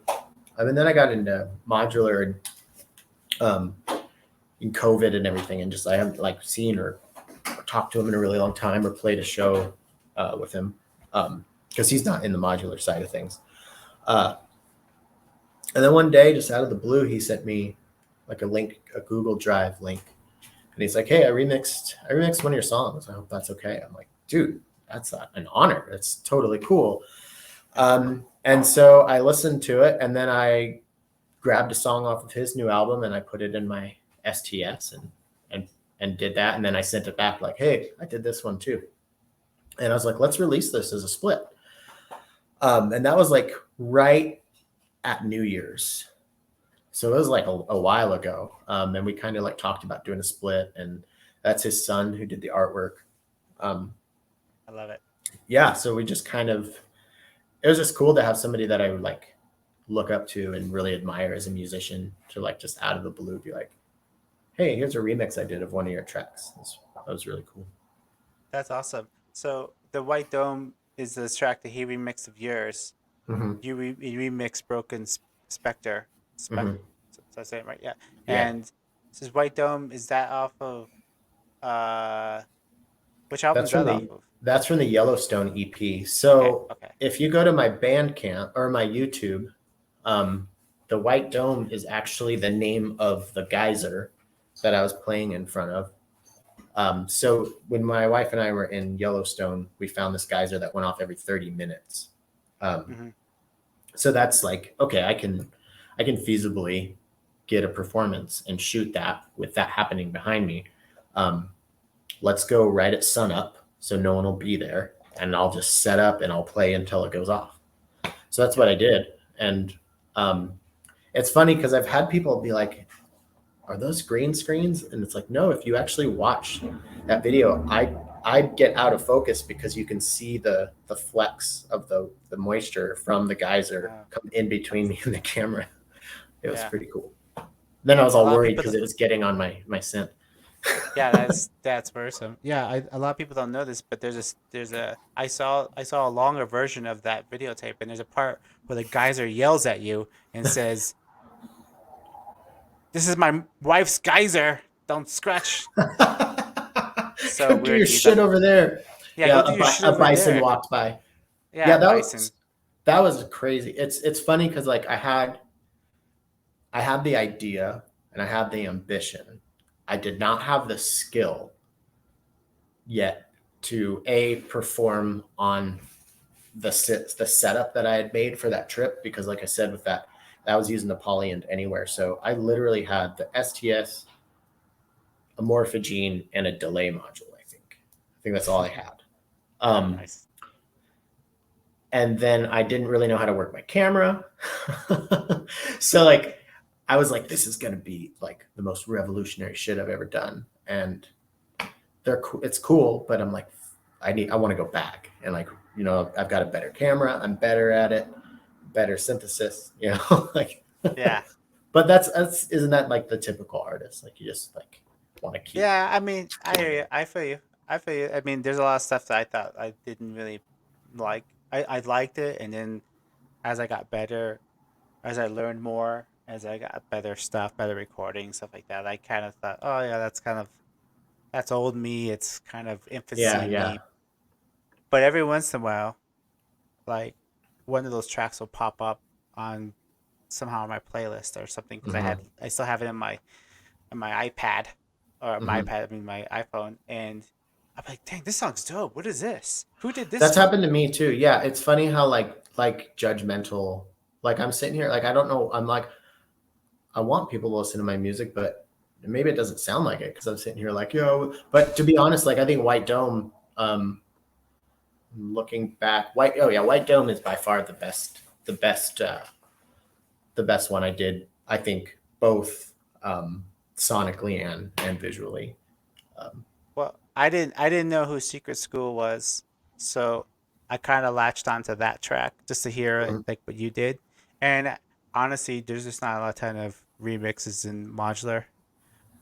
So I'm always interested to see like what that was like. So let's check out the remix you did for Secret School, and You then can talk. also, if you don't want to listen to the whole thing, I totally will understand. I don't have like a really like smooth way of fading out. Oh, okay. And like if you watch like the early versions of the show, yeah, my first like the first time I did Bandcamp Friday, I was just like, okay, there's like 10 seconds of this song. Okay, now it's 10 seconds of that song. And it's kind of funny, but it's also kind of like, just play the damn song because the audience will dig like checking it out. Yeah, Plus, I just don't know when to stop it. It was just yeah, no. Here, oh, dude, you want to get really meta and weird? Play my track, but open up a new window and play the video of the White Dome performance. I don't think my Sorry, computer can handle that. I know that was like super Inception. We'll have to do that in the next interview when I have a better computer and Wi-Fi. I Yeah, was only like 80% joking. So it would be cool. It'd be like doing the whole. It'd be like I was gonna say it's like the Wizard of Oz thing, but it's not exactly like that. Close enough. You know, like when you play Pink Floyd over Wizard of Oz, that oh, syncs I see up. what you're saying. Yeah, yeah. Yeah. I feel like we're getting into Christopher Nolan territory, which no one, we don't need more Christopher Nolans. He's getting into my territory, first of all. I've been conceptualizing for decades. Okay, sorry. All right, Tim Held's remix of Secret School, Broken Spectre. Here we go.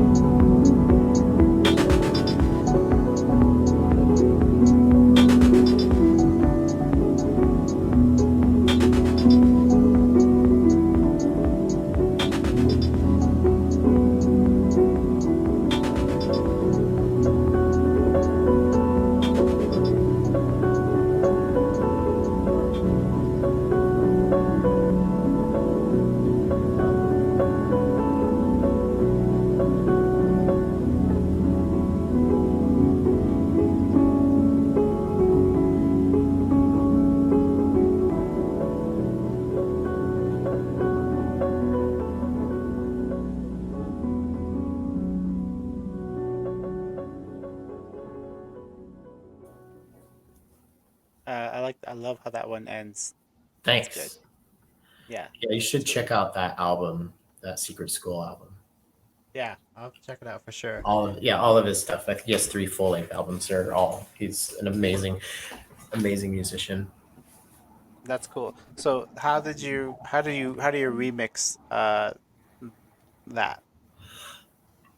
So yeah, what I do is I loaded what I've done a few remixes recently for a secret project that is going to be coming out early next year. That's all I A can say secret, about that. not secret school, another No, it has secret nothing to do with project. secret school other than it's secret. Um, pardon me for now. But so yeah, my approach to remixes is well, what I do with this one is I put the same track on both decks of the stereo triggered sampler, Hmm. and then I will find a snippet of a part that I want to loop, and then there's an end of an end of cycle out on that. Um, so what I usually do is I'll send that end of cycle into the play in of the other side, so it's the same track but different parts of the track, and I'll have it kind of triggering each other that kind of work in a rhythmic way.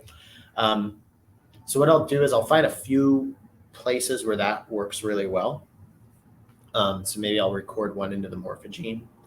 So I'll record it for a while and then I'll fade into the morphogene's interpretation of it. And while the morphogene's going, find the new chunk of each side of the song to kind of bring in again.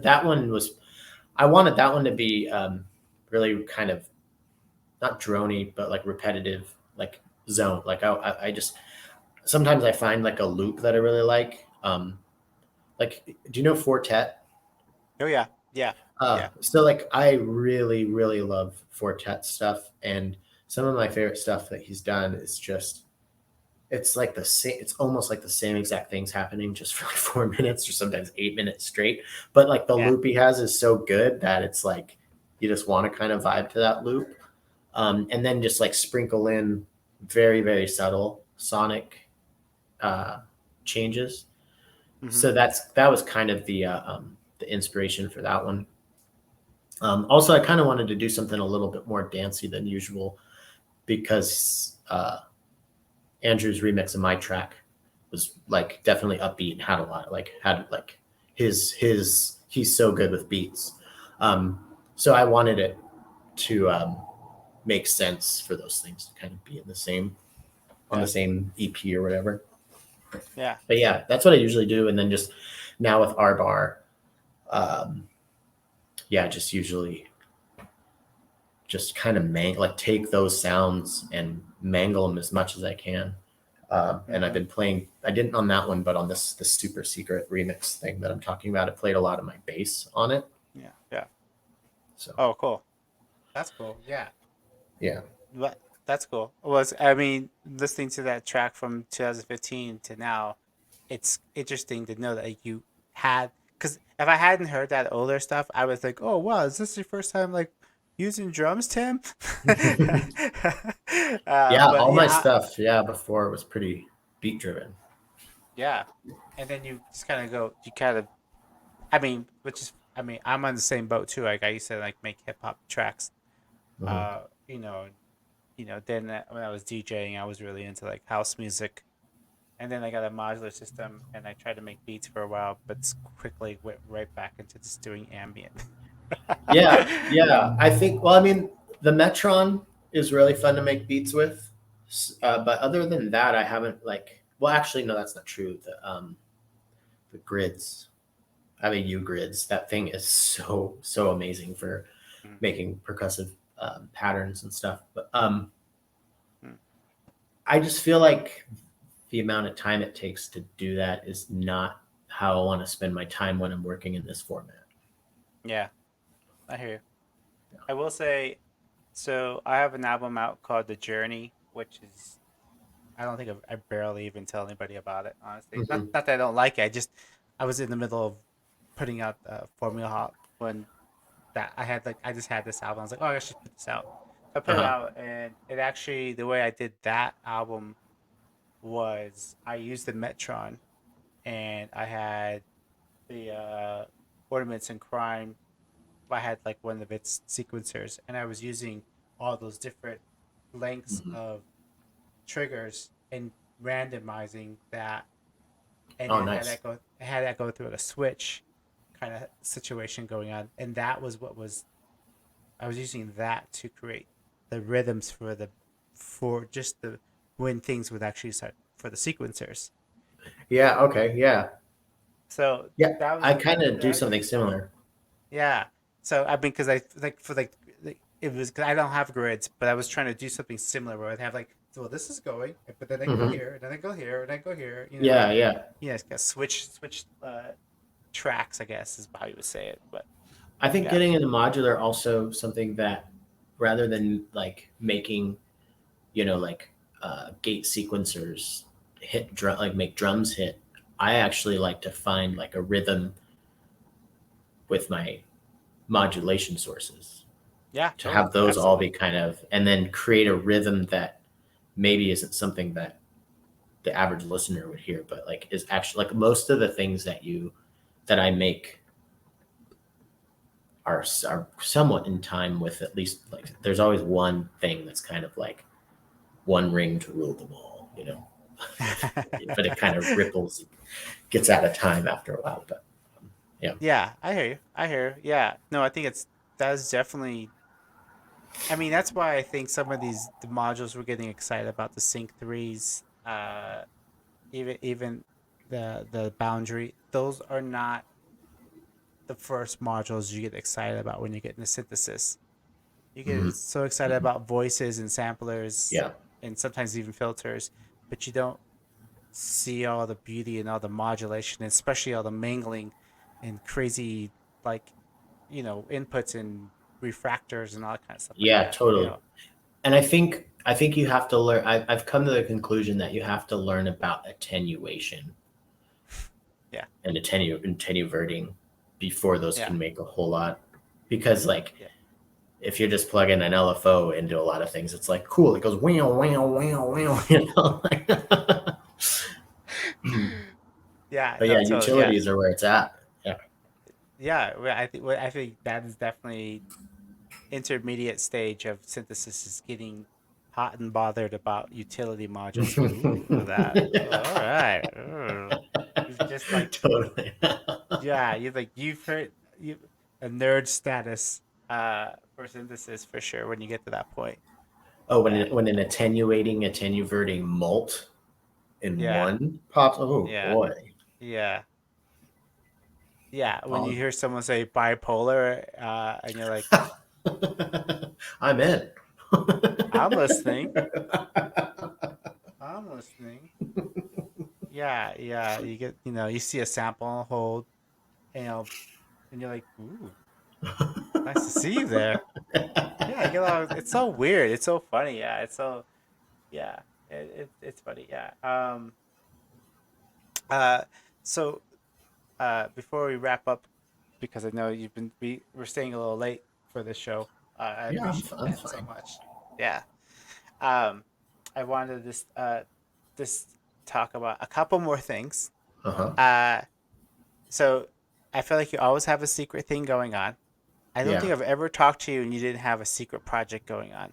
Yeah. So while you can't tell us the secret project, how many secret projects do you have right now? Just one, No. two? Oh, 3. second. Wait, hold on. 3 that I can think of. Okay. All right. Um. Three. Yeah. Yeah. Well, one of Three. them is I want to make another module, and I have an idea of what I want that to be, but I'm not. I don't want to like talk about it. I feel like I started teasing Bleep Bloop way too early because I thought it was going to be done sooner, and then COVID and just life and everything. Yeah. So yeah, I'm hoping there will be another fun module. Yeah. I Um, mean, if you need a model for that one, I'm here for you. I think I'm gonna stick with the all those crazy photos from that photo shoot. This be a series. Like a series of limited run. Yeah, maybe you can do it so that maybe you can slightly alter them, and then you have like a family portrait of Tad's family. I mean, Hannah went with me on that, and my friend David Lutz and Jenny, uh, and our friend Jeffrey. We made a fake pamphlet for our friend as a joke. It was a religious cult, so we went to J.C. Penney and took pictures in these ridiculous outfits with these ridiculous hairdos and stuff. So there's a bunch of pictures. I mean, you've probably, if you follow me on Instagram, you've seen me post it Yeah. all up. So I would like to do like a whole collection of everybody, but they're not as comfortable with being on modules as I am. So I think I might have to just stick with the Tad character. That's all right, Tad. You can go a long way with Tad. I think so. Yeah. All right, so non-secret stuff. Uh, you have your podcast that's like, what are you on, like episode 5,000 now? I feel like you've been doing. 173 came out today. Wow. Yeah. Wow. Yeah. I feel like So yeah. that's a lot. If you count, let me see here. I can, because I used to do a lot of bonus episodes, and I didn't number those. So My favorite part of the bonus episodes is when you go, "You're in the bonus zone." You do it like this. You go like this. Hold on, let me do it. You're in the bonus zone. what are you using to do that? I want that. Oh, well, Is that it's just a little effects unit? I can't. It's one Um, of my secrets. It's one of my secrets. One of my new modules coming out. 191 episodes. 191.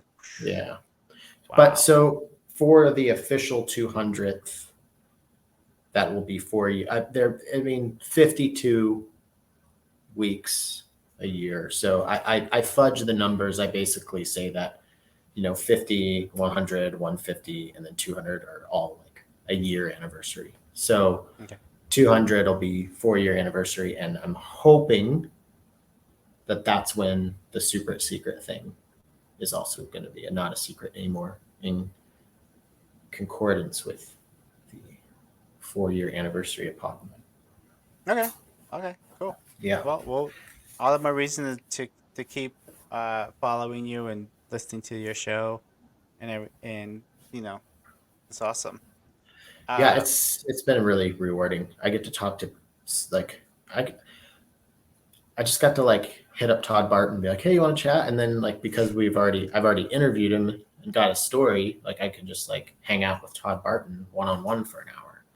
that's awesome. Yeah, Yeah. it's such a privilege. Um, Oh yeah. That. and it's great to be able to like, I get to pick his brain, Mhm. and then I get to be like, hey, everybody, I picked his brain for us, and then and send it out. Yeah. And then Did you? yeah, Oh, sometimes like, so talking with him and like Robert Ikiabri Lowe, like I had a real yeah. I should pay Robert for like a therapy session. Like I had like a actual breakthrough with like myself as an artist and stuff, like Mm. during and as a result of that chat with him. You know, Wow. Yeah. yeah, it's really cool. That's amazing. Yeah. That's awesome. Yeah. Uh, I hear you. I feel like I haven't done 200 episodes. I've only done 6 episodes in, but I've been doing, hanging out with folks for the last, I Yeah. guess, not 3 years, and I get like that. It's amazing to have conversations with people. Uh, it usually starts off out with modules, but it usually also leads to things about life, Hmm. appreciation of art, music, politics, even, Hmm. um, and then just because of just the nature of the scene, because of the community so awesome, you talk a lot about the community, which is Hmm. pretty cool, you know. Yeah. Um, Yeah.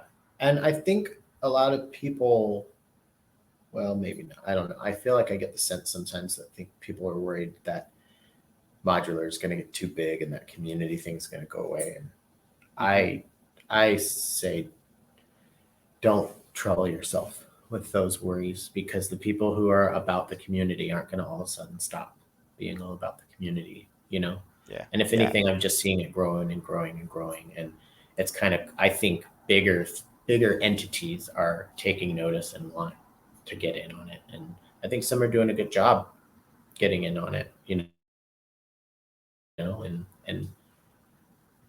yeah, like trying to, like, I've seen some companies, I think, maybe try to dive in and get a piece of something that they think is out there. But I do think there are also bigger companies and artists that actually see something cool happening and Yeah. want to be a part of that. And I say the more the merrier as far as that kind of interest in the community goes. Did that make sense? I feel like I started rambling.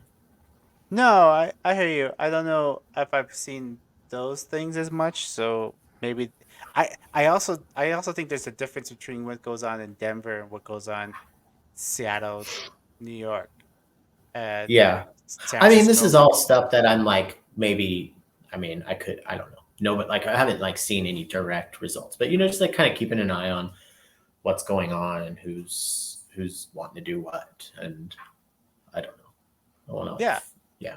I'm actually not even thinking of anybody specific in either way. It's just like a sense that I get. Like, I think some people think it's, I'm going to stop talking. I don't know what I'm trying to say. I I have I like an mean, idea floating around in my head, but I've never actually like put it together or talked about it. So now as I realize, like sometimes I see people doing what I'm doing right now and they mhm. don't stop themselves. And I always wonder, like, I'm fine to stop and be like, I don't know what I'm talking I about. don't know if that's yeah, yeah. No, I hear you. I hear you. I don't want to. This isn't. Yeah, I'm not. Yeah, I You hear can you. I edit don't want that to get. part I don't out. want you to get in trouble. I don't want you to put your foot in your mouth. No, but I will. Can I add 2 cents to it because I feel like you're around something. But uh, I think this just from just involvement, just in any community, there is also that always a threat of being too big. I think that's, yeah, yeah. Yeah, People don't want to lose something, you know. I liked them before they got popular. Like that's like an attitude that has existed for a long time. yeah, Um, yeah, yeah, people and like to feel people. It makes you, it makes you feel good and warm and special to be in on something that feels mm-hmm. kind of niche and um, Yeah, yeah. So I get that, but I don't. There's always going to be some side pocket that can quench that thirst if you want to find it. I don't think more podcasts or more modular companies or more people using the format is going to ruin it. yeah, yeah, yeah. I hear you. And it's also I think one of those things where if you take a step back, you realize it's still super niche. It is so niche, I know, right? Yeah, totally. Yeah, absolutely. so niche. I've It's so flown with this thing a few times now, and every time. So you're a DJ? Nope. And then like my students at the trade school I teach at, like, sometimes they'll bring this in when I do the sound class and teach, because I have to teach them about effects and stuff. So I bring my synth in, and then they'll be like, "Oh, have you ever heard of like chain smokers? You're into like EDM. I think you'd like them." And I'm like, "You have no idea what Yeah, nope. Wow, this is way more niche than I thought." it's so it's so niche. Yeah, yeah. As someone who's thrown shows, I'm like, I don't think we're ever gonna have a problem with like filling the room to capacity. No, don't I say mean, that. We want to I fill don't. the room. I mean, yeah. I mean, it's not that. I mean, it's not like it's. I don't. I shouldn't say it like that. But like, it's just. It's a lot to get. You don't usually stumble on it Hmm. early on in your musical journey. You've usually Hmm. gone somewhere else. Some people do, and those people, some of them stick with it. A lot of them to say, this is too expensive. It's Yeah, too hard. Why am I doing this? I've seen those posts before. Like, I just realized I could just do all this with a doll. What am I doing? yeah. Which is totally fine. But there's a certain point that you might get into this, and I think like it's not the same. It's not the same reasons you get into it than other music. Because some of it's not even about going out.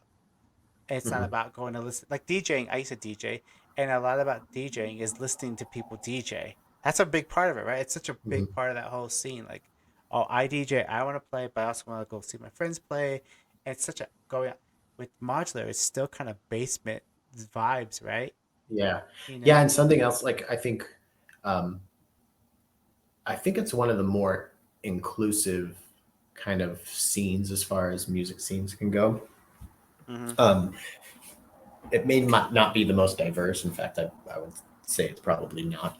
It's probably like one of the least diverse, maybe.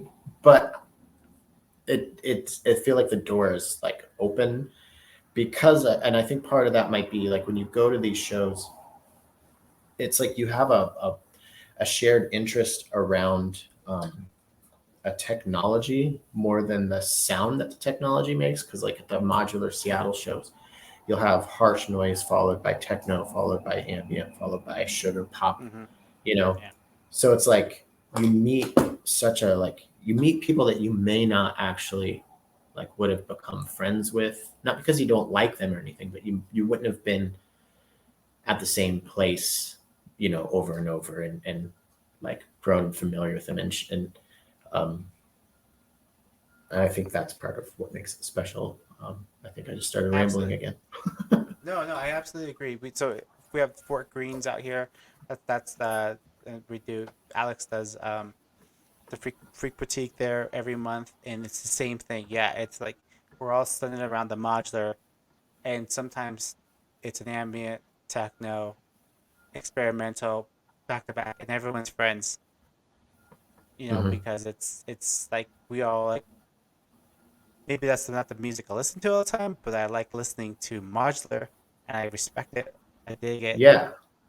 Well, after a while, I mean, I I like seeing shows. I like seeing live music. Modular music's not my favorite music to see live, but they are some of my favorite shows to go to because that's where all my friends are now.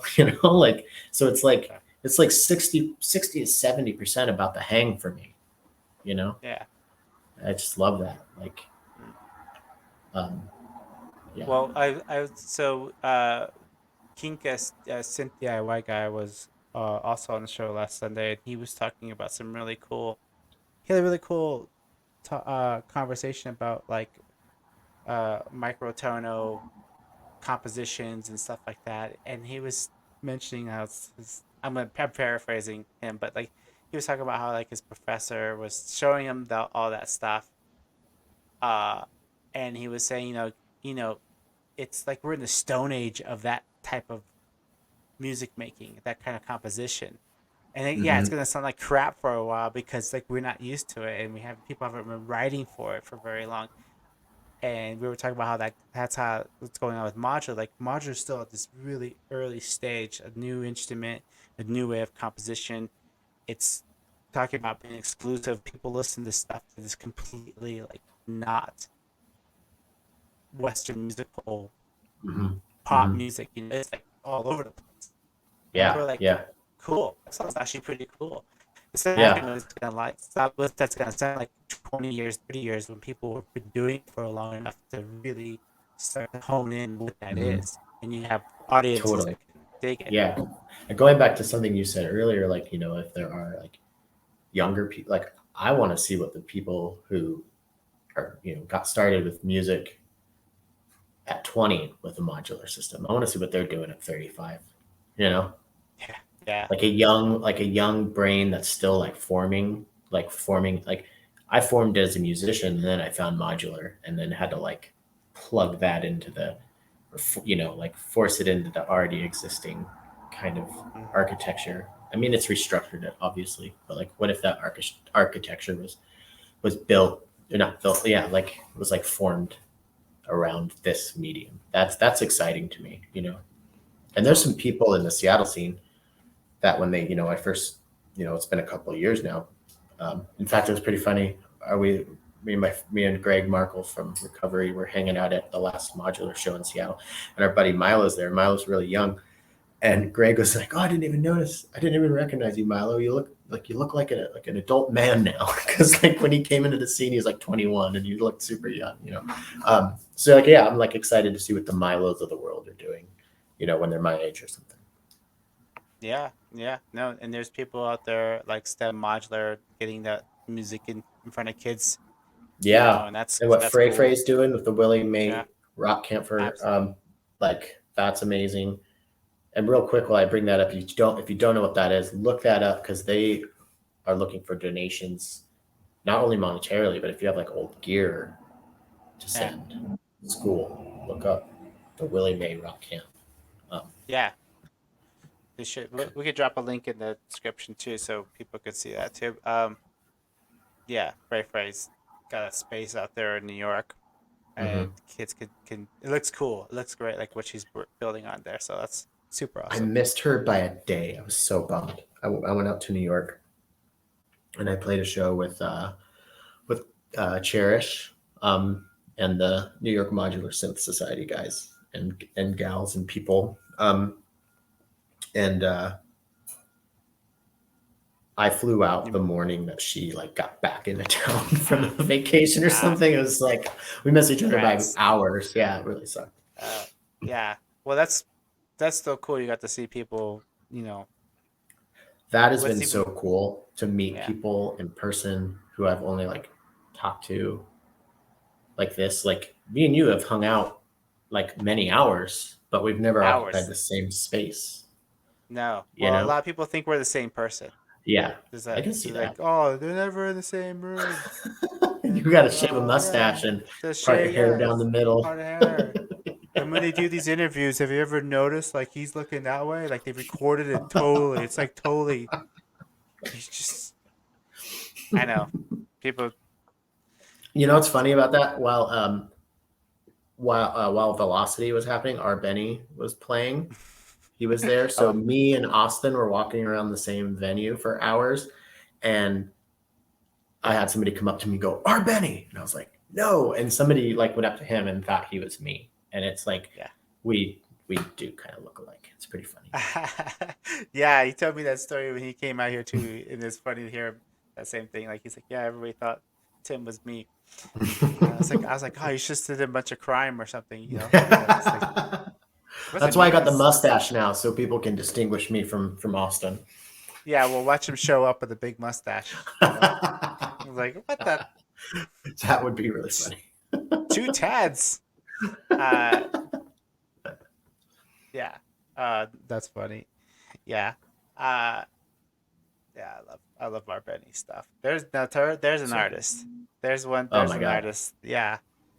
Yeah, Um. just like it's like equally inspiring, but also kind of like you're like it makes me want to make music, but also makes me want to quit making music, which is like the best kind of artist out there. That's Yeah. like yeah. Yeah. I hear you. I hear you. No, yeah. I will.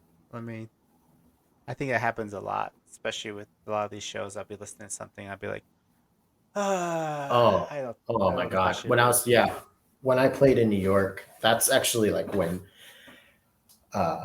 I saw Space Grandma using the MPC one, and I was just like, I was tired of going to shows and being like, everybody's better than me. Like, yeah, because you only use modulars, a small setup.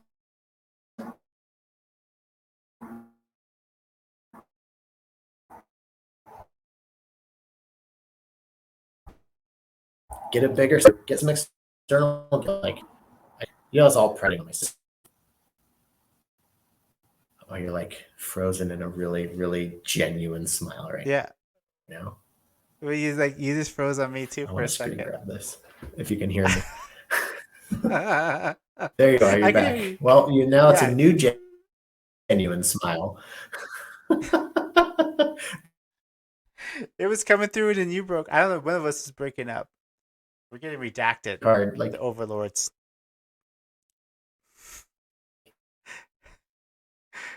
Am I frozen again?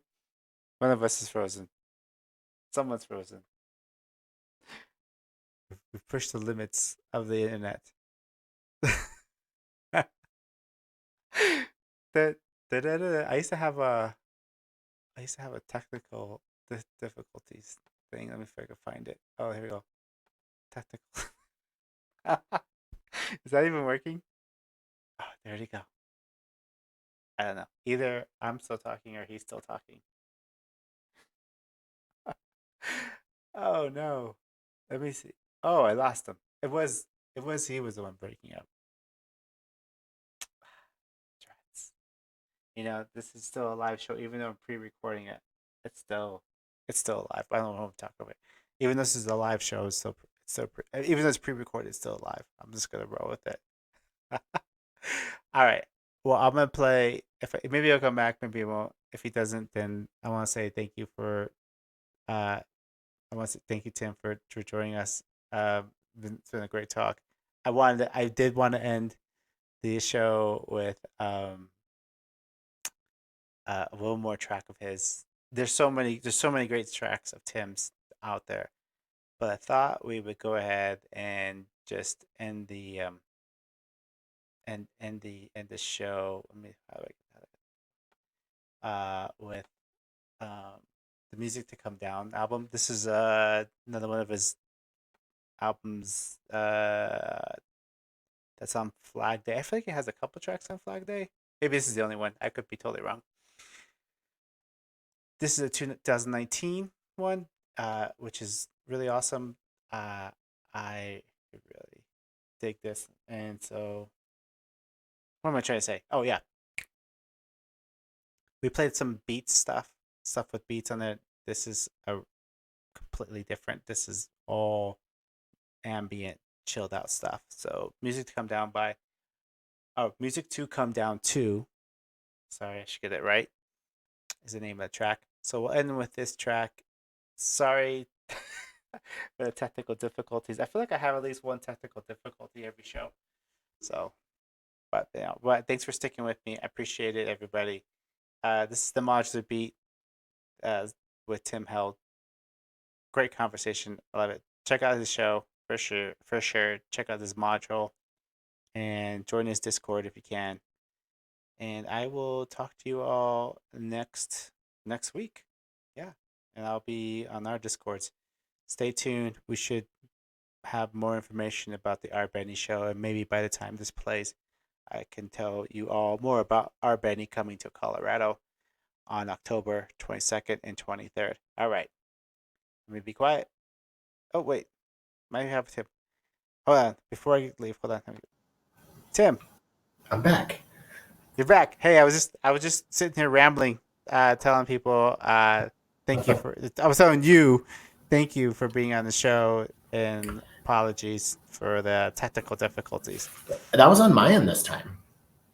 Yeah, My well, internet, my internet went down. So yeah. yeah, I think it's all fitting. We're at 2 hour mark. So, Yeah. but Okay. Just were you kind of hoping the other day that Facebook was down for good? When it was down for 6 hours, I was like, it's a scourge. Is that the word? yeah. It was a scourge. I was worried. I was like, I have this Arbeni show announcement I want to make soon. I'm like, how am I going to tell people about it without Instagram? So, Am I? um, Am I? Is that allowed to be talked about? Because I talked about it on this week's episode. oh no, you can totally talk about it. I mean, like, I don't have a lot more. I don't have all the details as you know, and Yeah. once I do, I want to share those details. But uh, this show will be airing on Friday, and I should have a ton more details by then. Cool. So it's got a few venues hanging out, waiting for that to come through, and yeah, and then we can. Yeah, it would be interesting. We'll have more to talk. So I'm kind of still skirting around like what I'm saying so Right. far. Right. Right. I'm just saying like I'll save some of the big surprises. Well, maybe we'll have that surprise after the show. We'll see. Okay. Well, but yeah, I okay. hope I didn't. I might have given away a surprise. Well, On this my show's on show. Friday, so it'll be funny. People either know what they were talking about, and if Okay.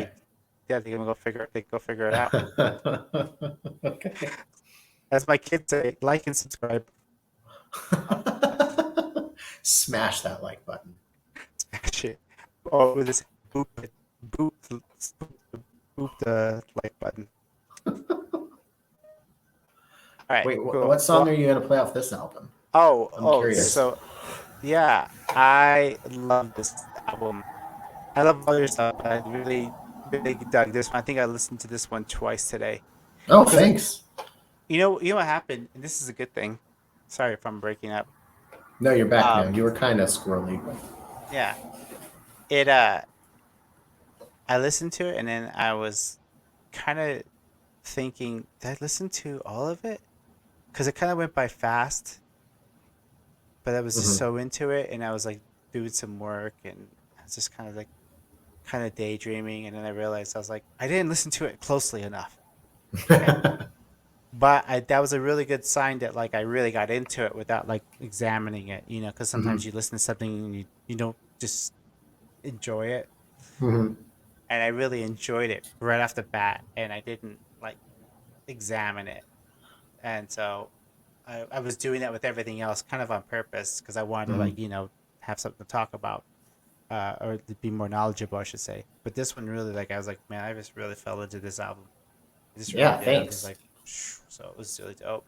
I think, yeah, I tried really hard to make an actual album with this one. So this, I think for right now, I have stuff that I haven't released yet that I'm still working on. But for right now, this is the only thing that I've released on Modular that I think sounds like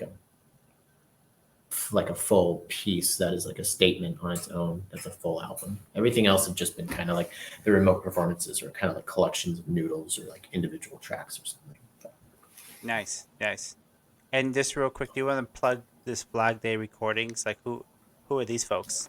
Flag Day is out of Pennsylvania, and awesome, awesome lineup. I was very honored to be a part of it. Um, there's a lot of modular music, but it's not just limited to modular music. Just great curation of really cool stuff, and I'm happy to be a part of it. You should check it out. There was like this. They did this Krell mixtape with like Todd Barton and Walker Farrell and stuff. That's pretty cool. That's so But like cool. all sorts of range, like all it's really what I like about like the idea of like an indie label. It's just like being curated by somebody with really good taste, and that's what I think Flag Day is. And we didn't talk about this so much, but you have your own label too, and Hmm. that split was off of that label. Yeah, that was something I started before um, Podular Modcast, and before I really realized like don't start a label without any like capital because Yeah, you can't offer anybody anything other than like I'm saying we're a label. So luckily I had some like good friends made around in the scene and had like been playing here in the scene enough to become a part of it to where I could like just kind of it's basically a digital label where I can release my own stuff. I help the Modular Seattle folks release their cassettes through it, and then I'm hoping one day I'll have it be a little more active with other people's music. I just don't have time to pursue it right now with the podcast. So I just right on. yeah. Well, holla at your boy. You never know. All right. Never know. Yeah, send me something. Oh, I gotta send you something? Yeah. Shh. Come on. What am I No, going to I'm joking. release? No, I was good. I need my money first, man. I gotta get the money so I can make this album, man. I'm just joking. Yeah, no, that's it. We'll I talk I about have the I advance off air. exactly exactly. No, I'm putting you on the spot. That's joking. Oh my gosh, I'm looking at the Flag Day thing that you have up right now, and it says you can buy the digital discography for under $30. That's 63 That's a digital lot. albums. I would That's do a that. lot. Yeah, yeah. And if Bandcamp's just around the corner. Bandcamp Fridays just around the corner again. I Yeah. mean, another 20 days. Yeah, I But was gonna I say, didn't mean, it just happen? yeah, I did. That was a bad joke because I just did a Bandcamp Friday show. Um, yeah. definitely under $30. That's a good deal. It's a lot of music, Mm-hmm. And including this album. you get this album. Let me get this album, which is such a. I love the art. The artwork looks dope on it too. It's awesome. Yeah, yeah. And then my friend Steven did like there's an outside sleeve for the cassette with a different piece of artwork. That's super super cool. It's Oh, kind of nice. Yeah, yeah. yeah, you can see it. Yeah, Oh, that's cool. yeah. He did Very that all cool. with pen, Aye, just aye, like aye. straight like yeah. He's one of those crazy people who's good at everything he does. Oh, yeah. That's awesome. Well, awesome. Well, Tim, you're not so bad yourself. Thanks, buddy. Thanks, Likewise. thanks for being on my show. I appreciate it. Thanks for having me. It's really fun. Yeah. Well, this has been fun. I can't wait to hang out in real life soon. But Yeah, me get too. I'm really excited. Yeah, we'll have a big, I don't know, bear hug, arm wrestle. I don't know. Fucking Greco-Roman leg wrestle. Yeah, exactly. We'll get into that. That would be good. Well, yeah. I know. Okay. What? Well, It took you 2 hours to get to that. I would have been all over that. Would you? Yeah. People have seen us do stuff before. We did that one time where, what were we doing? I don't know. We've gone off the rails a number of times, I think. Yeah, but remember I made like a little like promo. Like I did some kind of promo thing. Yeah, that sounds familiar. Yes. I use like all the sound effects in there. It was like you calling me or something, or I called you. Yeah, it was like right. You told me to just like yeah. Mm-hmm.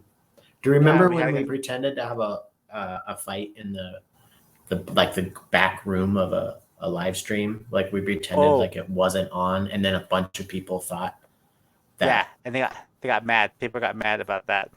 Yeah, they thought that I was actually like the biggest. I was like, hey, let's do a joke where I sound like the biggest asshole in the world, and then everybody was like, man, that's a fucking asshole.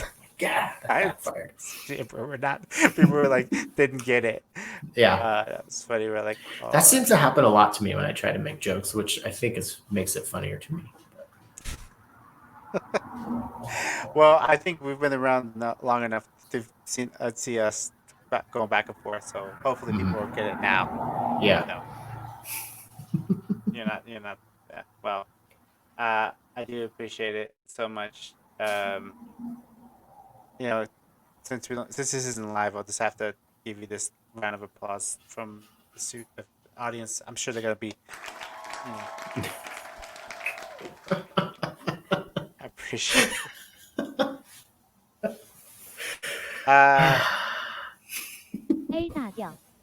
This has been the Modular Beat, episode 6 with Tim Held. Appreciate it. Have you back on the show soon. I love that. I want one of those. Yeah. Well, I'll send you the link. All right. Thanks. You can use it on your show. I think people would be really upset if I got one of those, because if I did, I would use the shit out of it. Yeah, you'd always be like this, like every time. Yeah. Funny. All right. Cool. Well, let's end the show off on a chill note. Oh yeah, the song I was gonna tell you I was gonna play is I like this one. What is it? I don't know if I can. Lysis, yeah. Lysis. This one's cool. Let's see. Cool. I think this one and the third one, if I can remember right, are my two favorites. Yeah. Well, they're all good. So is the very last one. It's awesome. Actually, I think the last one might be the best one. But yeah, I don't know. It is really good. Maybe I'll do that one. Let's do that one. We'll end the show with that. Okay. Go out on that one. All right. Tell you, yeah. I'll probably am I hanging out for this? Yeah. Yeah. I'll listen to it. Okay. Cool. Well, listen to your own music. Take a load off. Take a load off, Tim. Enjoy this artist named Tim. Thank you. How do you say this word? Demiurge. Demiurge, I think. Demiurge. I needed track names, so I just looked up a bunch of Carl Jung terms. All right. Yeah. Yeah. Young provides. Mm-hmm. They say. Yeah. As they. Yeah. Read some Jung. Good stuff. Yeah. I've read stuff. I've read a lot of stuff where people quote Young. Does that count? Yeah, I mean that's a big deep lagoon to jump in. So Yeah. yeah. We'll see. All right. Cool. Everybody, Tim Bye Held, guys. thank you. Thanks so much. This is the Modular Beat. Have a good weekend. Peace.